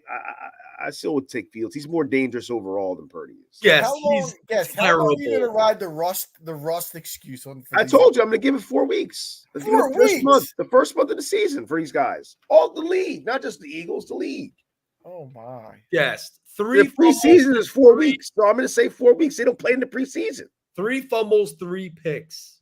He hasn't been good. He has not been good. I'm not going to sixes. He stinks. He stinks. I'm taking Sam Howell over him at this point. Woo! Go ahead, Seltzer. I think Thurston Howell from Gilligan's Island. I'm going to go with a total as well. I'm going to go over 44.5 in the Buffalo-Washington game. Listen, we know Buffalo could score points. I think it was a little blip on the radar against the Jets week 1. They bounced back last week, putting up a 38 against the Vegas Raiders. I also think Eric Bieniemy's found something in Washington a little bit. They looked really good against Denver, a Denver defense that we think is pretty good. Brian Robinson ran the ball really well. Sam Howell kind of chucked it around the field. They have weapons in Dotson and McLaurin. And the Buffalo defense has been decent, but I still think, if Washington can score 17 points, I'm only looking at, I need 27 from Buffalo, which is, an average game for them. I think this total is probably needs to be closer to 48.5. So I think I'm getting a steal here with the over in Buffalo and Washington. Robinson looked great, but is there something in the water in Washington with the quarterbacks where they just have like gritty, like winning quarterbacks with Taylor Heineke and Cousins at the beginning of his career, and now with Howell? Yeah, they just haven't had anybody good. That's really what it is. That's why it's gritty dudes like that just like are down to get in the dirt and get the job done. Well, they had one guy recently that didn't fit that mold. Donnie? Yeah. No, the guy that's not in the league anymore. Mr. Wentz. Oh, Carson. Yeah. Maybe that's why he's not in that team anymore. All right. But listen, guys, it's time to jump into segment 3 where we're going to do some trivia. And I got a little twist on it for you guys tonight. We're going to have a special guest jump on in a second here. But, Chris, before we do, why don't you talk about Righteous Felon? Well, Righteous Felon, I mentioned it a few weeks ago when I was on there. Use promo code OCSN for 15% off your jerky order, and every order over $50 getting shipping free, over $50. Listen, nothing is better than Sundays going in, watching the game, being in the man cave, popping open a nice fresh bag of some jerky. All right. So 15% off OCSN. Use your promo code, get your jerky, so that this week coming up, you will be locked and loaded, especially for that Monday night game. You got an extra night even to get the jerky order in. So again, OCSN, 15% off, righteousfelon.com. Get your jerky today. And here's my Righteous Felon pick of the week, guest. The Victorious BIG beef jerky. Because, Seltzer, I know you want to ignore the polls, but if you looked at the polls from last week's draft, I was the winner. I was going to try and cue up the Jerry the King Lawler music tonight and play it for my entrance. And I'm going to be the winner tonight. Back-to-back weeks, the winner of the trivia contest. Well, I wanted to say, that's a perfect segue, Al, on the subject real quick. Last week with the school, the school contest you guys had, the draft, who was the one that said about the TV getting rolled into the class? Yeah, that was Dan. Danny, that was a good call, bro. Because that was nothing better than when the TV came rolling in with the VCR, with the TV with the old the screen in front of the actual tube TV screen. Like that was it. Like, cuz we about to watch this movie. Guess what? Put our head down, take a nap. What was the movie at IHM? What was the movie? Oh man, that thing rolls in. I mean, I'm just thinking off the top of my head. We had all the time we had like the DARE program stuff. That was always good stuff. But I'm thinking more about the why for the aftercare. When we had the aftercare, we would always have Goonies. We had Back to the Future back in the day. We had Three Men and a Baby randomly. They always played that. And as an adult now, you realize it was just like, what do we have in the back? What tape? Because it was tapes back then. We didn't have DVDs. So you put the tape out. Whatever you had the tape on, you just put it on.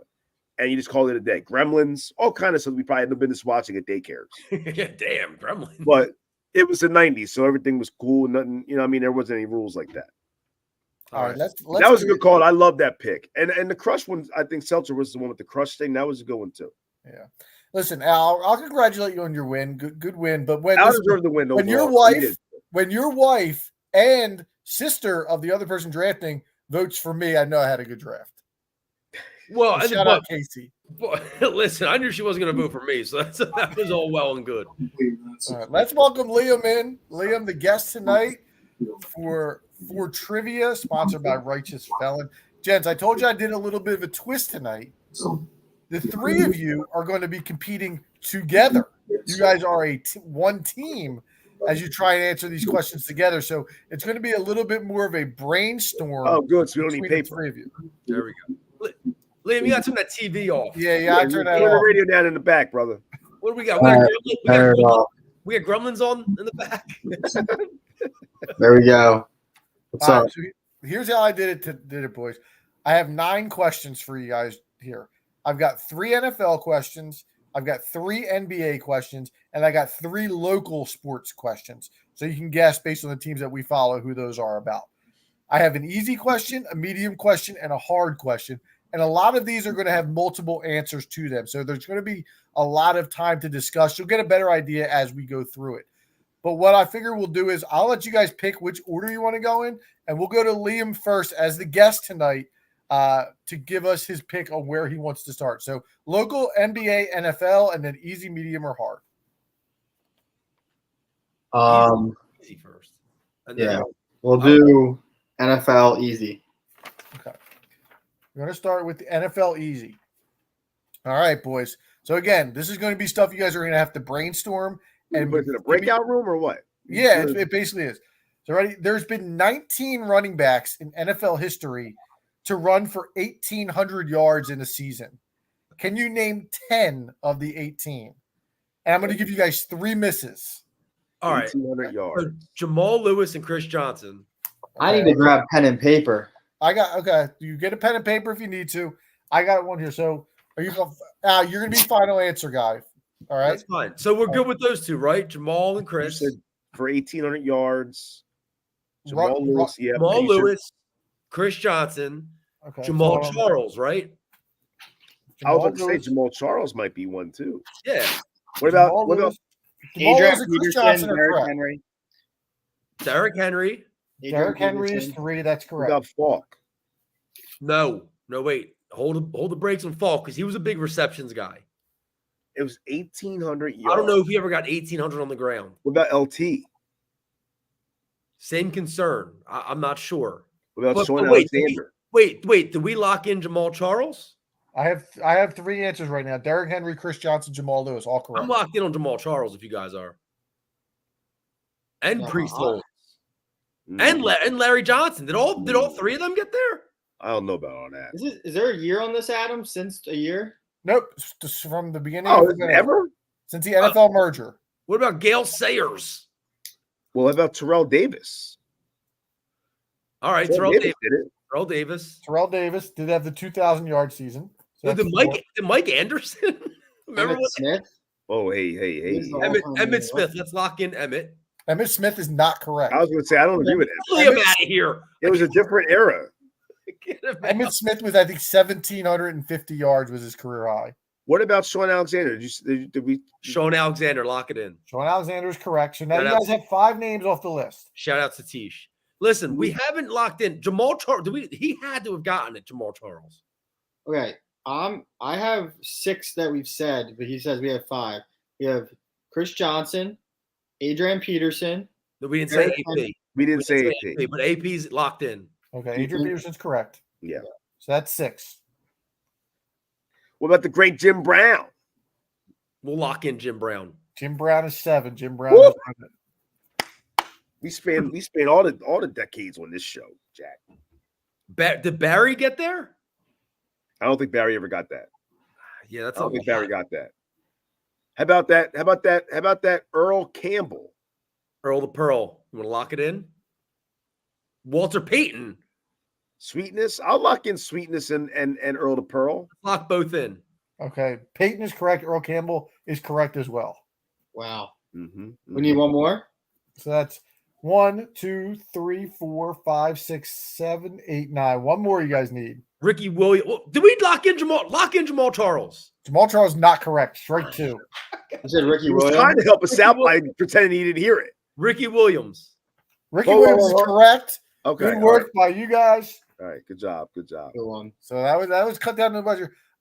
You guys, I thought the way to start would be to go for the guys who have run for 2,000 yards. Eric Dickerson, clearly.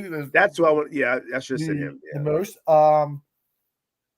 O.J. Simpson ran for 2,000. OJ, yeah. Barry Sanders also ran for 2,000 yards. He did? Okay. All right. Other names on this list include LaDainian Tomlinson, who you guys did mention and didn't pick. Jonathan Taylor, the most recent guy to do it, ran for 1,800 last year.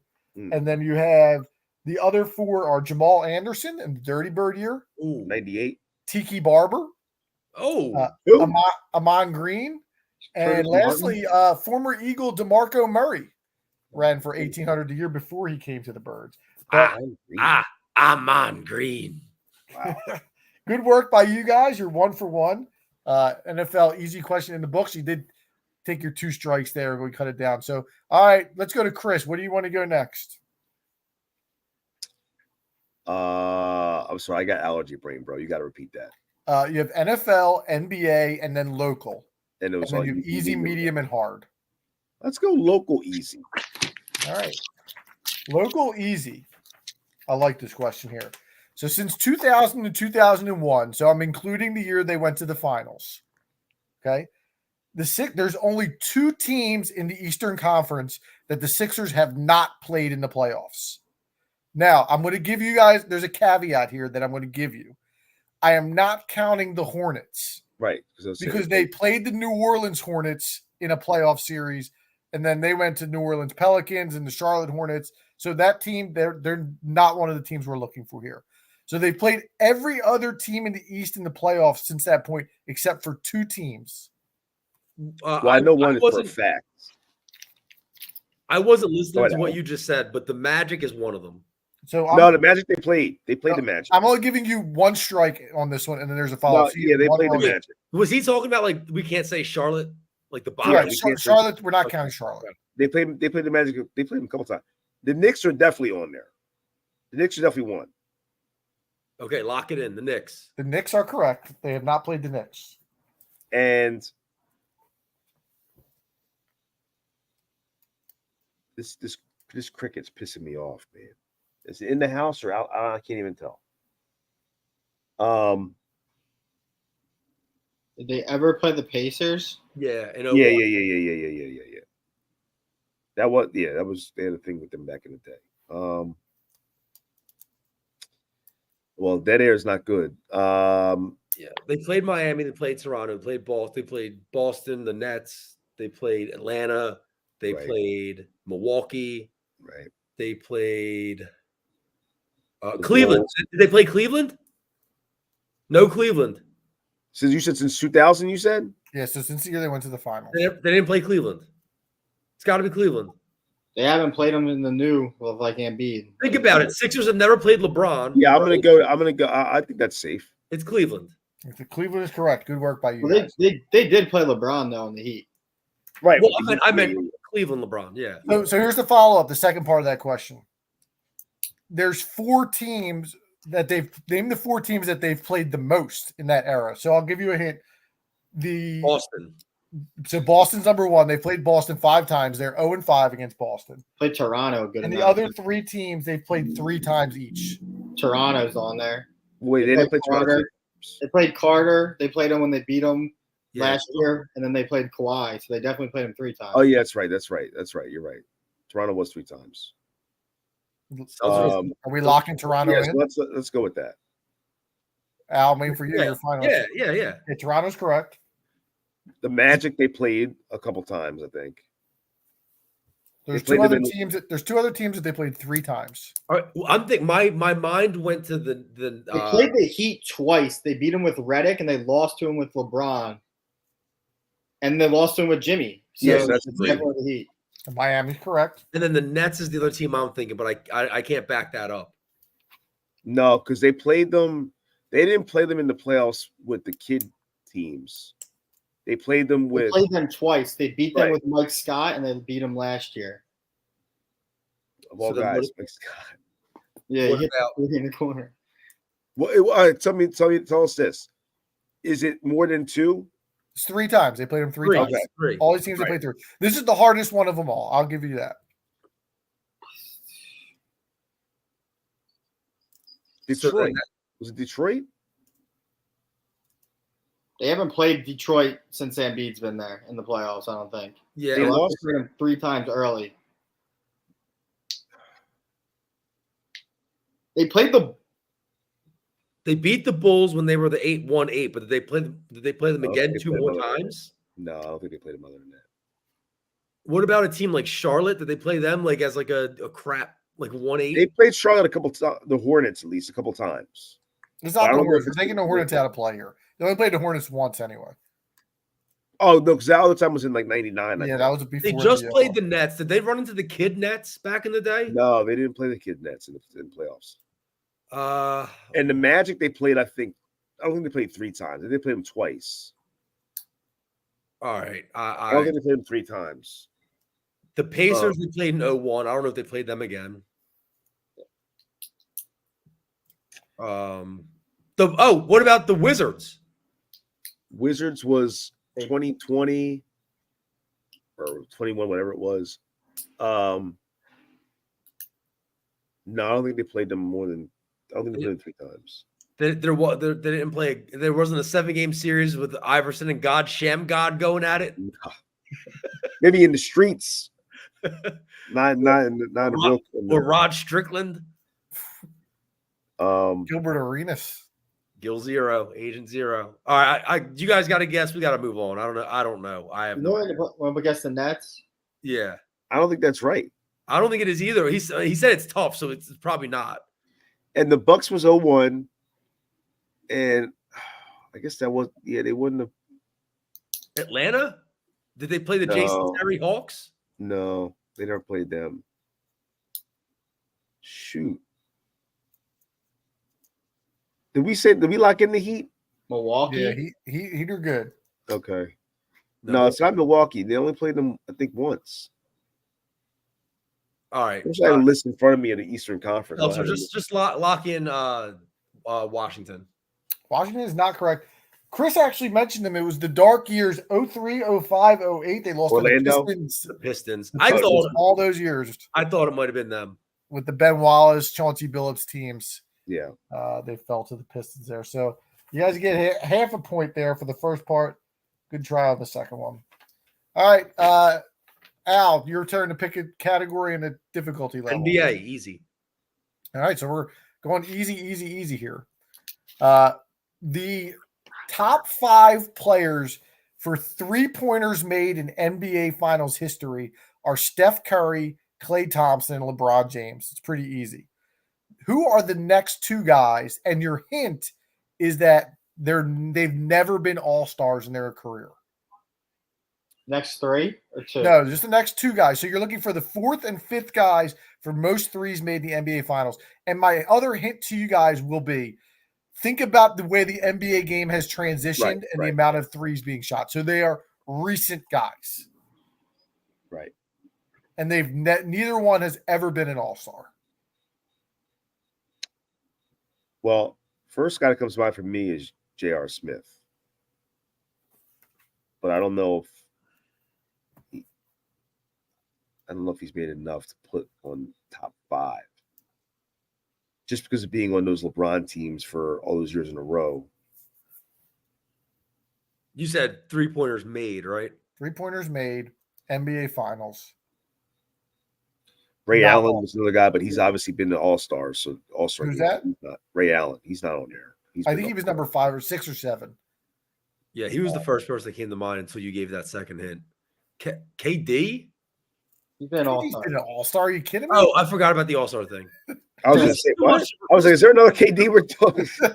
Too much to remember, man. So he's never been an All-Star, basically, and he's made a bunch of threes. And it's a known guy, or is it? Yeah, they're both like solid role. I mean, to make the most threes in NBA Finals history, you got to be decent. I'm going to say, I think it's safe to lock in. What about Derek Fisher? I was thinking Fisher too, but he said it's recent. Fisher hasn't played the finals in at least 15 years. Well, how recent is recent? Yeah, I mean, I was just thinking about the recent transformation of the NBA with the amount of threes going up in the past few years. They probably had a play since 2010 is when they really started shooting. Then I would bookmark J.R. Smith. So you had the Cavs and the Warriors almost in every finals for a while. What about Fred? No, that was only in one finals. And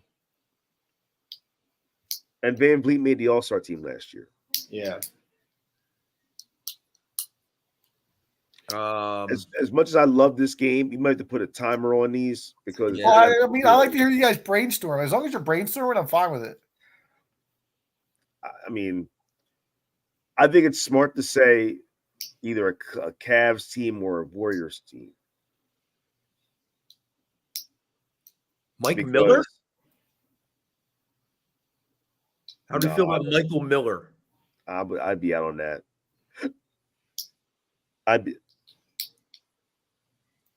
I'll give you guys a hint if you want one. What about Danny Green? Oh, That's that's a good a guess, solid too. pick. I'll lock it. I'll lock that in if you guys want to lock that in. Yeah, I would be okay with that. Danny All right, Green's let's lock correct. Danny Green's number 5. That's a great guess. My was going to be my hint was the Sixers ties. But if you remember, Danny Green had that one finals when he was with the Spurs where he was just bombing away from everywhere. And the other guy is still recent? Yeah, absolutely. And yeah, Danny Green had the Lakers. Right. This one's kind of, I think he's only played, nah, it's not going to be him. And this guy is the 4th guy then? Correct. Danny Green was number 5. You like JR? I I do. don't think JR was terrible. Yes. I also thought Mike Miller was. How many finals was JR in? At least 3. Yeah, at least maybe 4. And we think he made enough threes to be 4th all time? What about Korver? He was on all those teams, wasn't he? I don't think he was amazing. I don't think he played a lot though for some of those teams. This is the easy question. We're screwed. All right, I'm going to put the timer on 30 seconds. So why don't you guys narrow it down here? All right, it's not Kalena Izabuki and it's not Alex Poitras. I think our best bet is JR, but also Mike Miller and Kyle Korver could be answers. All right, let's lock in JR. Let's lock in JR. We'll lock in JR. Trust your instincts. It's J.R. Smith, number 4, boys. Good work. I was right on that. That was off the rip. I liked it as soon as you said it too. I really did. Yeah, but what threw me off for some reason is that he was 4 and not 5. Wait, what? Yeah. What threw me off for some reason is that he was 4th and not 5th. Yeah, I couldn't see him being 4th. I don't know why. A lot of finals and a lot of threes going up. Could have thrown up one more, but he thought they had the lead in the game when he got that offensive rebound. All right, Liam, back to you. NBA, NFL, or local and medium or hard? I'm just go NFL medium. Okay. I'm going to give you guys 3 strikes on this one. Similar question to what we had. There's been 9 wide receivers who have won Super Bowl MVP. Can you name 5? Cup won it, right? Yeah. Say it again. 9 wide receivers who have won Super Bowl MVP. Can you name 5? This is all time, right? All time. Hines Ward won MVP. Hines Ward? Yeah, the one that Antoine Randall outthrew him the pass versus the Seahawks. All right, so we'll lock in Hines Ward. Hines Ward's correct. And Cooper Kupp won it, right? Can we lock him in? Yeah, I think he did. Or was it Aaron Donald? It wasn't Donald. Let's hold off on that. Did Jerry Rice win it? He had to win an MVP. He had to. All right, let's lock in Jerry. Jerry Rice, correct. Deion Branch won it, didn't he? Or no? Yeah, he did. Deion Branch, lock it in. Deion Branch is correct. You guys are at 3. What about like an OG like Drew Pearson? I'll be honest, I don't even know who the fuck that is. Yeah, dude, I don't know who that is either. Is that an agent? The Cowboys. He was a Cowboy. So I must not be right then if he doesn't know who he is. It's not Drew. It's not Drew Pearson. Isn't that the guy from This Is Us? Randall Pearson. Randall Pearson. What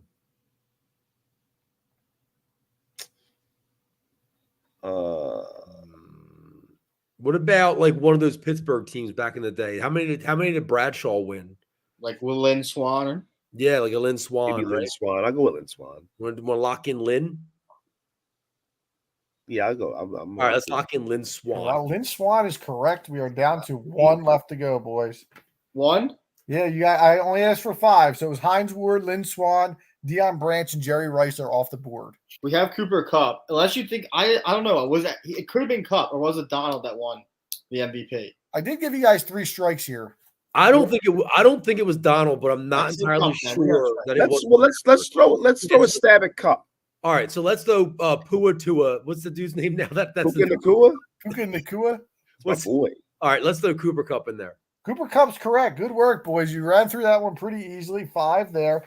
The other names you could have come up with were the Santonio Holmes, won it in the Pittsburgh Steelers. Cardinals Super Bowl. Julian Edelman won it in the Rams Patriots Super Bowl. And then the other 2 are a little older. Fred Biletnikoff won it. And then the sneaky one was Desmond Howard, technically a wide receiver, although 97. Yeah, or 90. Yeah, right, with the Packers and Patriots. But good work there, boys. All right, to Chris, local NBA or NFL? Let's say the NFL. You want to So do the let's NFL? Yeah. The hard one. This is my favorite question on the board, boys. It's going to take a little No time. daily double? I can't get a daily double on that. This is my favorite question on the board.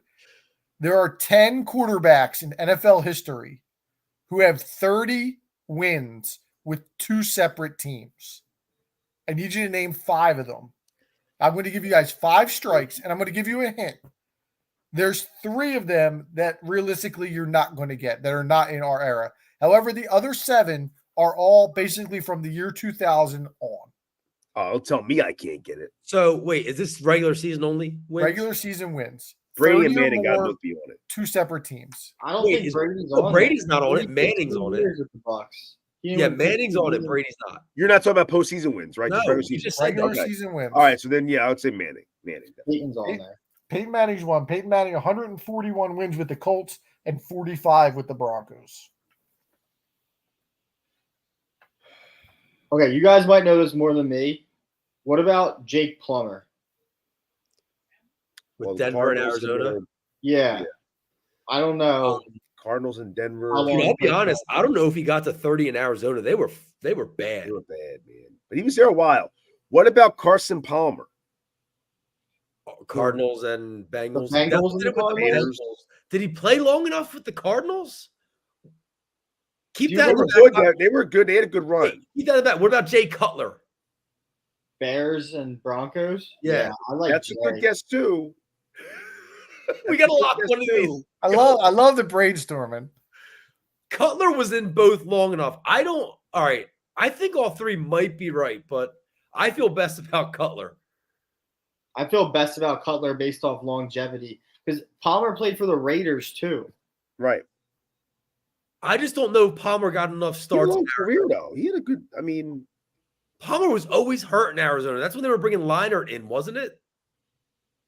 no, I think that was like the end of it. I don't think that was like throughout the whole time. I can't stand Cutler. Did he really? Was he that? I don't know. Did he win 60 games? Yeah, we're locking in Cutler. Cutler is not correct. Yeah, And when I looked him up, I thought he would fit this. Believe it or not, he only played 3 seasons in Denver. Wow. That was crazy to me that he only played 3 years in Denver. He felt. What about you guys will know this more than me as well. How long did Montana play with the Chiefs? Oh, Montana's got to be. Montana was only with the Chiefs a couple years. I think like two years. I don't know if he's on there. Okay. I think I'm it's not like sure. 94, 95. I don't know if he's. They were good that time. I don't know if he got 30 in. Did one? What about Drew Bledsoe? Drew Bledsoe has to be on there. New Well, England that's- and Buffalo? Yeah, Bledsoe. Give me Bledsoe. Bledsoe's not correct. That's I was strike gonna say, 2. like, I Bledsoe didn't did think not get there for either Buffalo or Dallas. He would kind of Yeah, so- bounced around too much. What What about about Randall? What about Yeah. Randall? Wow, he's at the same time. Yeah. You want Randall? Was he he, definitely in, went with the Eagles. was he in Obviously. Minnesota long enough? He had a 15-win season 1 year. They were mowing through quarterbacks though, because it went from Randall to George to Culpepper like that. Yeah, I don't know if he got enough in him. Unless he was there another like 2 years prior, because he was out immediately after that 15-1 year. Oh, how about Kurt Warner? I said that. I don't know if he was in the Cardinals. I don't know if he's with them. No, long. I don't think he won enough. Seltzer said that the other guys were like old school dudes. So there's how many guys that you said are like within the modern? There's 10 total, but 7 are from like the 2000s on. The other 3 are you're not going to get the old. I'll 3. guess like Y.A. Tittle. I guess. Damn, I just had someone. I forgot who I was going to say. Or like Steve Van Buren. Those are some names.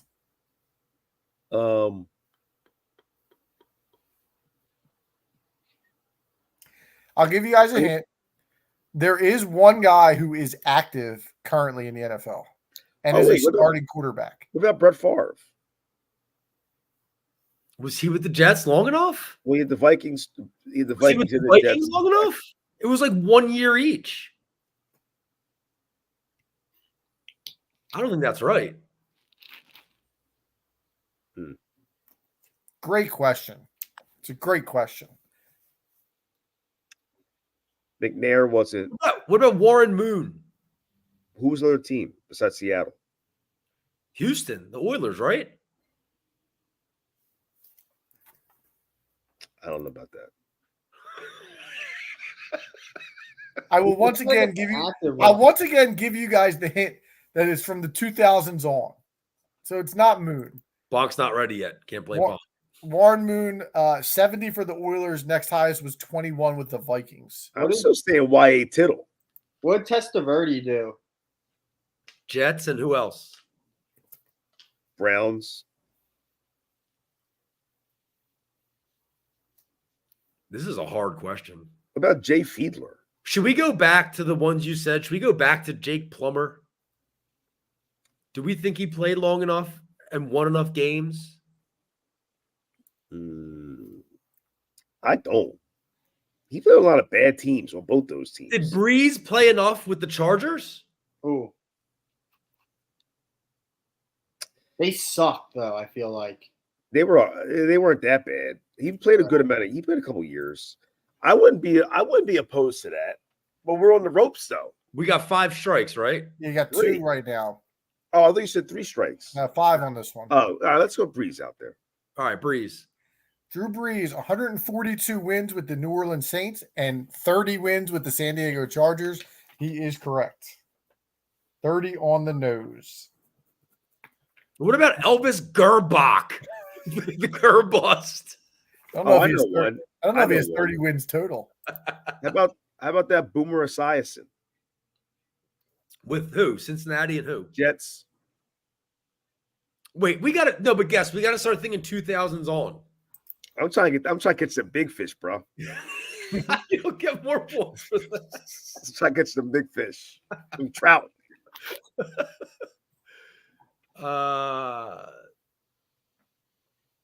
So to repeat the question, 10 quarterbacks with 30 plus wins for 2 different teams. I want you guys to name 5 of them. You have 3 right now. You have Peyton Manning. Oh, I'm sorry, you only have 2. You have Peyton Manning and Drew Brees. And you have 2 straight. Kirk Cousins, did he win 30 games with the Redskins or the Commanders? He definitely probably has won 30 with the Vikings. I don't know if he was there long enough. I think I saw 30's legitimate. That's a legitimate win. So on Thursday night when they're playing the Eagles, they said he played 6 or 7 years in Washington. Oh, then yes. Then yeah, he's got to be on there. Cousins, lock in Cousins. Kirk Cousins is not correct. Kirk Cousins, let me pull up the stats here for Kirk. 26 wins with the Redskins. All right. Commanders, however you So want we to call got. it. So how many strikes we got? I'm going to tell you what. I'm going to give you guys one because you haven't locked it in. Y.A. Tittle is correct. I know he is. I'm going to give that to Chris because I got to show him his respect for that answer. Give me my flowers. Yeah, Y.A. Tittle was correct. So you got 3 right and 3 The historian straight. of the game. What about Well, Just for the stat keepers out there, Y.A. Tittle, 45 wins for the 49ers and 32 for the Giants.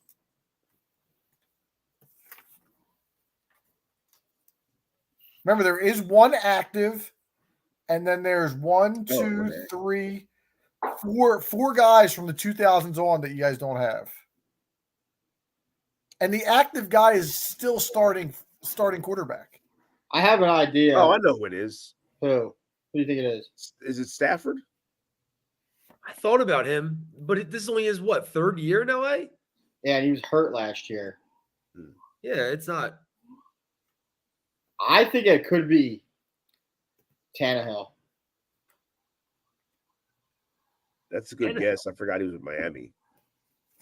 I don't think he 30 won games though. They Yeah, stuck. I don't know if he won 30 games in Miami, man. Is 30 this wins is a strike good 4? amount of wins. That's at least 5 years worth on average. Would this be strike 4 if we said if we get Yep, wrong? this would be strike 4. I'm Hold not off on that. I'm going through the teams right now, so I'm not confident on Tannehill, but that's a good guess though.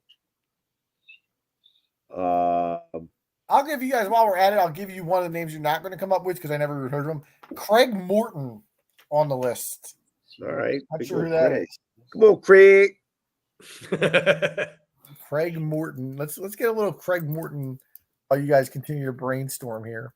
Craig Morton, 32 wins for the Cowboys in the 60s and the 70s, and then 41 for the Broncos in the late 70s, early 80s. So shout out to anybody who knows Craig Morton out there. I feel like Boomer Esiason's on this.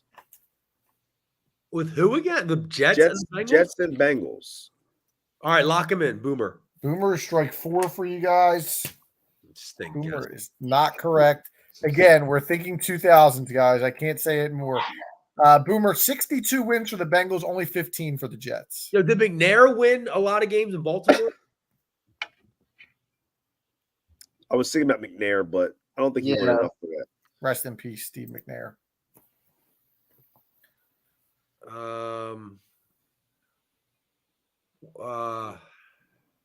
Did Ryan Fitzpatrick spend enough time in two places? So he's only got that's won 5 games in 17 teams. I'm trying to go through teams, and I don't know, man. All right, well, let's give you guys another 2 minutes or so. I'll say this. You guys have mentioned a couple of names that are on this list. Tannehill? You guys want to say Tannehill? Yeah, Tannehill. Tannehill's correct.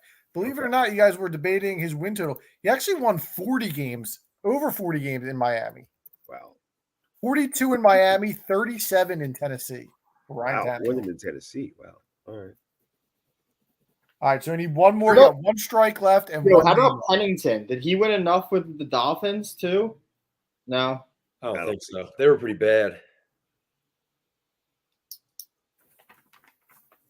That's all I was thinking about, jobbers like him or Fiedler or something like that. And Favre wasn't in Minnesota enough, right? No, he was there 1 year, 2 tops. All of these guys, let me just confirm. I'm going to give you guys one more. So Tannehill's the other active guy. Tannehill's the active guy. How about Trent Green? Did he play enough in Miami? He's been on a few teams. He definitely won enough in Kansas City. Oh. Hold on. Now I'm going to give you guys a nice hint here. Alex Smith? I was going to say Alex Smith, yeah. Yeah, 49ers and Chiefs. Alex Smith. I would go with Alex Smith. All right, Alex Smith. Alex Smith is locked in, and you guys have got the answer. Alex Smith is correct with Alex Smith had 38 wins in San Francisco and 50 in Kansas City. All right, so good work there, boys. It took a long time. Here's some names that you missed. The other old head was Fran Tarkington. He had 91 with the Vikings and 33 with the Giants. But the current guys that you missed, you mentioned it. First name you guys mentioned, Jake Plummer. 30 wins with the Cardinals, 39 with the Broncos. Carson Palmer, another name you guys mentioned, 46 with the Bengals and 38 with the Cardinals. Damn. And last but not least, boys, you wrote them off quick. The GOAT played 3 years in Tampa Bay and won 32 games there. Wow. 219 in New England and 32 in Tampa Bay for Tom Brady. All right. Great question. That was a good one. That was fun. It makes me feel better that we at least mentioned a lot of the ones that we didn't guess. Yeah, it's hard to commit sometimes. All right, where do we want to go next? What's left on the board? Yeah, so we have to save local hard for the last one. So we have NBA hard, local medium, right? And NBA medium. NFL's done. Yeah, so let's do local medium, and then we'll do NBA hard, and then we'll do local hard. All right, this one shouldn't be too difficult for you guys. Since the year 2000, 11 Philadelphia Phillies have hit 30 homers in a season. I need you to name all of them, and I'm going to give you 3 strikes. Since what year? 2000? Since 2000, 11 Phillies have hit 30 home runs in a season. All right, Schwarber, Schwarber is correct. Tomey's correct. Or Al, All right, Al, are you locking these in, or how are we doing this? Yeah. Howard. Yep. You said Hoskins. 30. Burrell. Burrell's correct. Al, I'm waiting for you to lock them in. Yeah, no, these are all good to go. We're good to go with these. Hoskins. Austin. Hoskins correct. So that's what, 6, 5? Abreu. That's 5. What do you guys think? He had a 30-30 year, didn't he? Ray, you had a 30-30. Yeah. No, Adam, we got 6. Schwarber, Tomey, Harper, Howard, Burrell, Hoskins. I think you missed Burrow. I think you missed Burrow. Schwarber. Oh, I missed Abreu. Okay, yeah, you got 6. No, we got 7 now. Schwarber, Tomey, 1, 2, 3, 4. Harper, Howard, Burrell, Hoskins is 6. Abreu 7. Oh, I have Abreu, Burrell, Tomey, Howard, Hoskins, Schwarber. Harper. You didn't Okay, get Harper. Right. Okay, Harper's another one. Okay, 7. 4 left. Benito Santiago. Oh, you said 2000. Okay. Woo! That bust out almost popped out. Yeah. We don't think Chase got to 30. I think he did. I think Chase did. I think he did too. All right, Chase. Chase is correct. Down to 3. Do we think Jimmy got to 30? I got one. Ibanez. Ibanez hit 30. Yeah, Raul. Raul Ibanez is correct. Down to 2.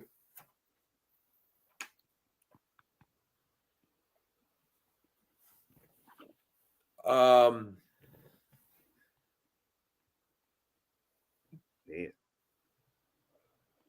Who else was there? Since 2000. So, all right, are they from?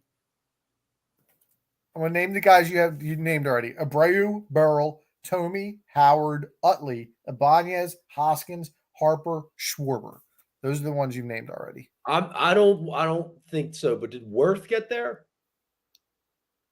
I think Worth did. I think he had 1 year. I could see him in like 07 having 30. Let's hold on to that, right? And then Don Brown didn't get there, did he? No. Don Brown didn't get there. No. And then I'm trying to get an OG dudes. I'm going to give you guys 3 strikes. So if you want to take some swings, feel free. Don Brown hit 27 homers that year. I know that. The 1 year he had. He had that many? Yeah, he hit He had 17 in 1 month. 1 month, yeah. 30. There's a guy that I want to say, but I don't think that he's right. I want to say Lieberthal for one of them seasons. I was thinking that too, but I don't think that's right. Ball was juiced a little bit. How many strikes do we have? You have 3 strikes. You have none right now. You guys want to say Worth? Yeah, let's say Worth. Jason Worth's correct. All right, so we need one more. So we got no strikes. Let's go with Lieberthal. All right. Levy's not correct. Levy is strike 1. Do we have his ceiling that he had? Do you have that? I can pull it up. Who from like the dark years would have done it? Like That's what I'm trying to think. Hernandez. Oh, what about Scott Rowland? Mikel Franco. I don't know if he had 30 in a year. He was the big bat on the team, though. He was the Yeah, big I don't know. So Chris, or I'll give you guys a half a point. Lieberthal hit 31 homers, but it was in 99. Boo. We had one of the big years back in that time. I don't know. Rollins never did it, right? I don't think. No, you mean? Oh, I would. You don't think Rowland had 30 in like 2000 or 01? I don't even remember him on. Like I knew he plays for the Phillies, but I know you was living before your time. Yeah, but Al, what do you think? I kind of like Rowland. That's a little bust out for this. Let's go. You want to go Rowland? Let's go Rowland. Scott Rowland did not do it since 2000. He hit 31 in 98. Now we're down to J Roll. I don't mind Franco, but I just don't think he. I don't think he had 30 in a year. That's a lot. That's a good amount of home runs. I don't think he had that in him yet. I'm just I'm trying to think of those dark years. I don't think Rollins had 30. I think Rollins might have had 30. Is this guy an obvious dude that we're just missing?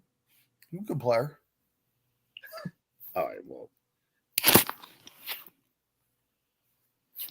mean, they're all good players at this point. They're 30 home run. I mean, Russell Brandon. Rod Barajas. what was my man we talked about before? It's Michael Saunders. Might be Trey Turner soon. Dan. I don't know, man. I feel like Rollins had to have I'll done give you guys a hint. It's one of the two guys that you're debating right now. I feel like Rollins had to have done it. So it's Rollins and who was who you Franco. Yeah, he said good player, so Mikel Franco's not a good player. I'll go Rollins. Yeah. All right, Rollins. Jimmy Rollins hit 30 in his MVP season. Okay. Yeah, Remember he hit the 30 homers, 30 doubles, or whatever it was? We just wanted to make it dramatic. That's all. It was like so many triples. It was like 10 triples. Yeah, 10 triples, 20 doubles, something we just along wanted those to make lines. it dramatic. All All right, good work there, boys. All right, we got NBA medium, NBA hard, and then local hard we're going to save to the end. So we're going to go NBA medium or hard? Just do medium. Why not? I'll be back in 2 seconds. I'm grabbing a charger for this laptop. Let's do medium. All right, here's the medium question. This one's a go. Actually, let's do the hard one first because the hard one's my least favorite question of all of them. Let's just get it out of the way. That's what we're gonna do anyway. Yeah, so let's go with ourselves. All right, we'll do medium. You're right. I gotta respect the game. All right, since 1990, 4 colleges have had multiple players drafted number 1 overall. Name the 4. I'll give you guys 3 strikes. All right, UNLV's one. Yeah, Bennett and was LJ? I think Larry Johnson was first. What you think or you know? Because let's knock out the obvious ones first. All right, so what's the obvious ones? I'll reread the question for Liam. Liam, since 1990, 4 colleges have had multiple players go number 1 overall. Name the 4 schools. You get 3 strikes. Duke and Kentucky, Towns, Davis, Brand, and Zion. Kentucky was my obvious one. Are we locking that in? Yeah. Kentucky's correct. They've had 3 actually: John Wall, Anthony Davis, and Karl Anthony Towns. And then you said Brand and Zion. Yeah, Brandon Zion for Duke. Duke is correct. They've actually had 4: Brand, Zion, Paulo Banchero, and Kyrie. All right. Okay, So so The other 2 are the tougher ones. I'm almost positive LJ was number 1. This is ever? Since 1990. 1990. 90 was the year. We get strikes on this? 3. All right, so we'll say UNLV. That's a great guess, and it's right. Larry Johnson in 91, and then Anthony Bennett, one of the biggest busts of all time, UNLV. So you're down to one school left. We're gonna get this.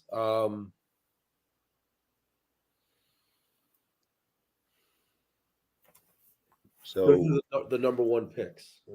yeah, I'm trying to do schools, like Final Four teams, stuff like that. Oh, I know who it is. LSU. LSU's correct. Good work, Chris. Ben Simmons and Shaquille O'Neal. Nice. Number 1 overall picks. That was quick work of that one. Yeah, neither one could shoot a free throw. Nope. They don't practice that there.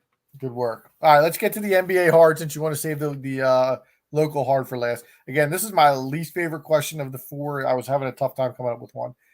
Can you name so I have a list of 1, 2, 3, 4, 5, 6, 7 players.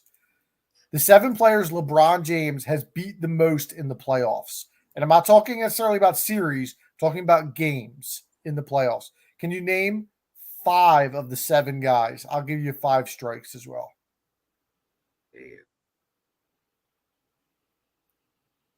This is so out of my element. 5 of the 7 guys. So I would just focus on, again, some of the teams that he beat up on. He beat the Raptors a billion times, and Lowry and DeRozan were on all those teams. Let's go with both of them. All right, so Lowry and DeRozan. Neither one are correct. So that's 2 strikes. I have 5 strikes for you guys here. Those guys were, I think, 7 and 8 on the list or somewhere like Is that. that 1 strike or 2 strikes? That's 2 strikes. Can you give us a hint and say how many times he beat the first person? So the most losses is 19 losses. I don't have the other ones listed, but the worst record is 4 and 19 for this guy. What about Josh Smith? All right. All right. Okay. Are we locking in Josh Smith? Lock it in. Yep. That's not correct. So you have 3 strikes here. What about Horford? What about Iguodala? I like Horford. All right. Lock in Horford. Al Horford is 4 and 19 against LeBron James. He's been beat up the most. So you think about, again, those Celtics series, but also And the some of the Hawks. series with the Hawks as well. Yeah. You think Joe That's Johnson? why I was thinking about Josh Smith. What, Liam? You think Joe Johnson? Because they beat that Hawks team a couple times, right? And then He he also already- was with well, no, he was When Atlanta. when he was with Miami, who they beat a bunch. Indiana. Right? Lance Stevenson. He beat him up. Locking it in. I don't know who will lock that in, though. I'm locking it in. Oh, man. Lance Stevenson's on the list. Oh, Number 2. all right. There you go, Al. Way to beat a bust out. Well, not only was Lance, if you remember, Lance was on those Pacers teams that they beat up, but he also made that comeback year against the Pacers a few years ago, real randomly, and LeBron faced them in the playoffs that year as well. See, I knew that guest. That's good work. Are these guys on the same teams? So I got 5 guys left, 2 pairs of teammates, and then one guy is a teammate of a guy you just guessed. Paul George, Roy Hibbert. Wait a minute.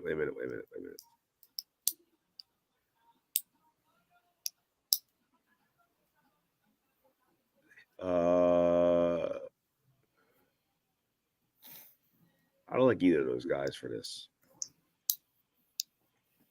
So again, think about some of the teams that LeBron tortured in his heyday. Again, I got 2 pair of teammates and then one guy is a teammate of the guy you just guessed. And how many losses does the number 5 person have? I don't have that on my list. I would guess probably close to 12 or 14. Because LeBron did beat the Warriors guys this year 4 times in the finals, 2 times in other finals. So like a lot of those Warriors guys definitely have at Maybe least Clay. 11 losses versus them. So Steph and Clay then would be Or tied. Draymond. They have 11 losses versus them. I can guarantee you that. They have the 2 series they lost. They have the 1 game singular finals. They have the one when Del Delovo and all got hurt and they won 2.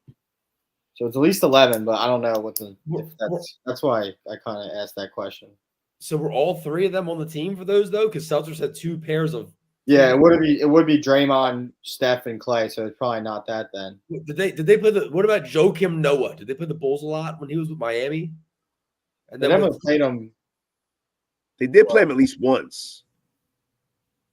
we need more. Because that was the finals one year, wasn't it? Wasn't that a conference finals Bulls Heat? I have It no was. idea. It was, right, Seltzer? So what about D Rose and Noah? Could those be the teammates? I'm going to lock in Joakim Noah. Joakim Noah is correct. I'm going to lock in D Rose. Wait a minute. Hold on. We're doubling up. Lock in Derrick Rose. Derrick Rose is not correct. Oh, Derrick Rose is not correct. he You went have for the one strike money. left. You have 1 strike left, and you need 2 more players. Noah. No, it was a good What bust out, though. What a Noah was bust great. out. That was a good answer. So who were hit? Luol Deng. We gotta go with Deng. That's gotta be the teammate. Are you locking it in? I'm locking it in. I'm okay with that. Luol Deng is incorrect. That's strike Oh. 5 there. Because he was with The he was Bulls with. teammate was Taj Gibson. Oh, we would have been. The other guy, Paul George, was correct. Liam, that was Lance Stevenson's teammate. And the guys you missed, he tortured Boston a little bit. Paul Pierce, Kevin Garnett. Also, 2 of the guys that he beat up we on. would have there. never got Taj. At And, least I and you would got to have. think for the Celtics guys, it wasn't necessarily series that he won because he did win a couple, but there was also a couple that he lost where they would go 4-2 and somewhere Right, along those right, lines as well. All right, we got 1 question left, boys, on trivia tonight. Chris, this is going to be right up your alley. Wrestling? We going WWE finally? Even better. Since the year 2000, The Philadelphia Eagles have made 22 first-round picks. Give me 13 of them. My I'll God. give you 3 strikes. And I'll just for record's sake, this is the year after McNabb. Yeah, all right. So So let's try to go. I'm trying to think of the order here. So Freddie Mitchell. Freddie Mitchell's correct. Why would you start there? I'm going chronologically. Corey Simon. Correct. You have them reversed. Corey Simon was actually first. Okay. But you're good. Seltzer, I think we were at your house when they picked Mitchell. We were. Your We were, dad yeah, was yeah. pissed. My dad knew nothing about him. So all right. You said how many? 8? How many should we got to get? I want 13. And I got a lot lined up. Yeah, I'm trying to go in order first, but before I start spewing. But Okay. you might have to just start spewing. Do you want me to spew? How'd you something only up? get 2 guys so far? No, well, I Yeah. was just because I'm trying to do it. I was trying to do a specific method. I'm but- trying to appease guest. Okay. Wentz. Go ahead, Liam. Wentz. Wentz is Lane correct. Johnson. Who? Lane Johnson. Lane Johnson's correct. Fletcher Cox. That's 4. Fletcher Cox is 5.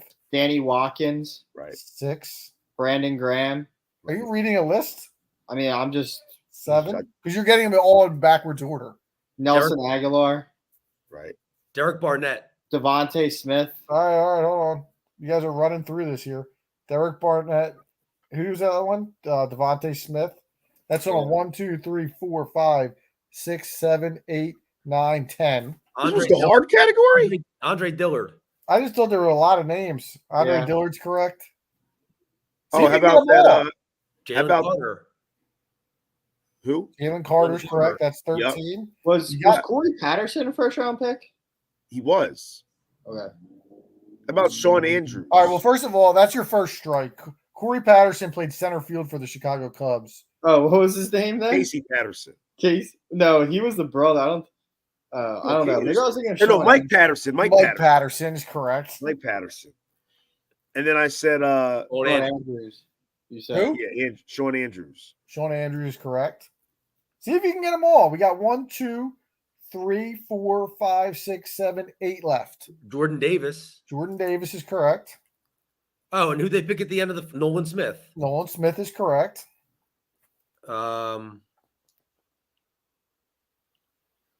Those middle Was 1, 2, 3, 4, 5, 6 guys left. wait, hold on. Marcus Smith. Marcus Yeah. Smith is a great Yeah. answer. That's the one I didn't think you'd get. That was Chip, wasn't it? That pick Yeah, was horrible. I've got 2 bust, 2 really good players, and then 1 guy who was kind of middle of the road. We know it's on a linebacker or running backs. Oh, Deshaun Jackson. Yeah. Incorrect. Deshaun No, was a second no, round he's pick. second No, he pick. wasn't first. Yeah. Hey, he's Adam. Just because I say it doesn't mean Al's locking him in. All right, my bad. Well, for about- this round, you guys have been rattling them off. Okay, what about Jeremy Maclin? Yeah. Jeremy No. Macklin's correct. Yeah. You guys already won. You guys already won this round, so you guys can feel free to rattle them off as you need to. Okay. Yeah, right. 4 left. Again, 1 really good player, 2 busts. Jerome McDougal. Jerome McDougal is one of the busts. That's for sure. Was Billy McMullen a first round pick? No. He was a 6th-round pick, I think. So we got 3 guys left: a bust, a really good player, and a middle of the road player. I think he was middle of the road. McCoy? Was he second? He was He was second a round. second. He was second round. Ertz? Was he third or fourth? Second. Ertz was like a 2nd-round pick. Stanford. Let me know if you want other hints. Hold on. I'm pretty sure it's like lineman dudes. I can give you years if that'll help. Where I can give you offense or defense. Don't give years yet. I feel like that's too much of a giveaway. Is there Okay. any defensive backs? We haven't said one. Oh, Lito Shepard. Lito Shepard's the other good player. That's correct. 2 to go. So we have a middle of the pack and a bust. Middle of the pack and a bust. Again, I think he was middle of the pack. You got us. You locked us in on Barnett, right? Yeah, Barnett's correct. I got Barnett off the list already. So we're missing 2. You're missing 2.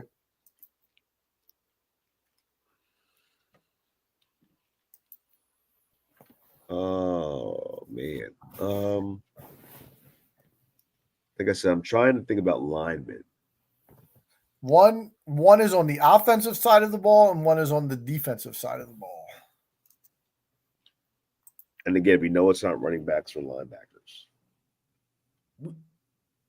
Wait. Did we say Rager? No. Jalen Rager's correct. Wow. I was trying to forget that part of our lives. You are down to 1. This guy played for the Eagles for 5 seasons. Obviously, we said he's on the defensive side of the ball because I said it was an offensive and a defensive guy left. He probably feels like crap because he's the last guy of the 22 that we thought of. Was Corey Simon a first round pick? Yeah, Yeah, we we said said him that. already. Oh. He was 2000. If I give you the number that he was drafted, is that a fair hint? Yeah, that's fine. Number 14 overall. What Hold on. year? I don't remember even picking 14. Pre 2010 or post 2010? Pre 2010.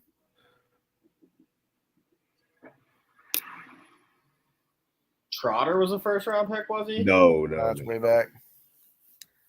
Trotter was in the 90s. Guess what about Darwin Walker?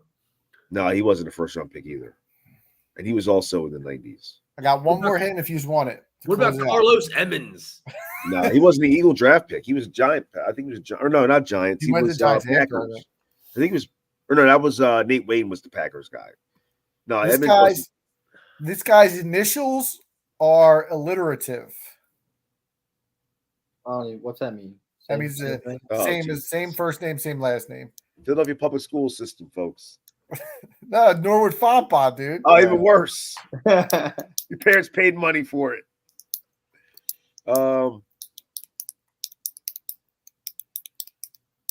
14th pick before 2010.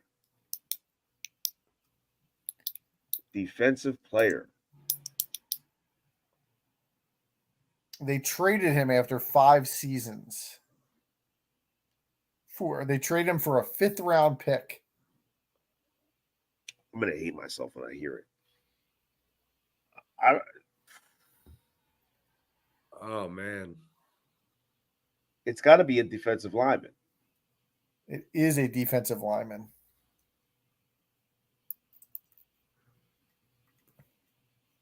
I can give you the college if you're ready to tap out. Yeah, give me the college. Florida State. Oh my God. Broderick Bunkley. Broderick Bunkley. Wow. I was never getting that. The bunk. That made me feel so good.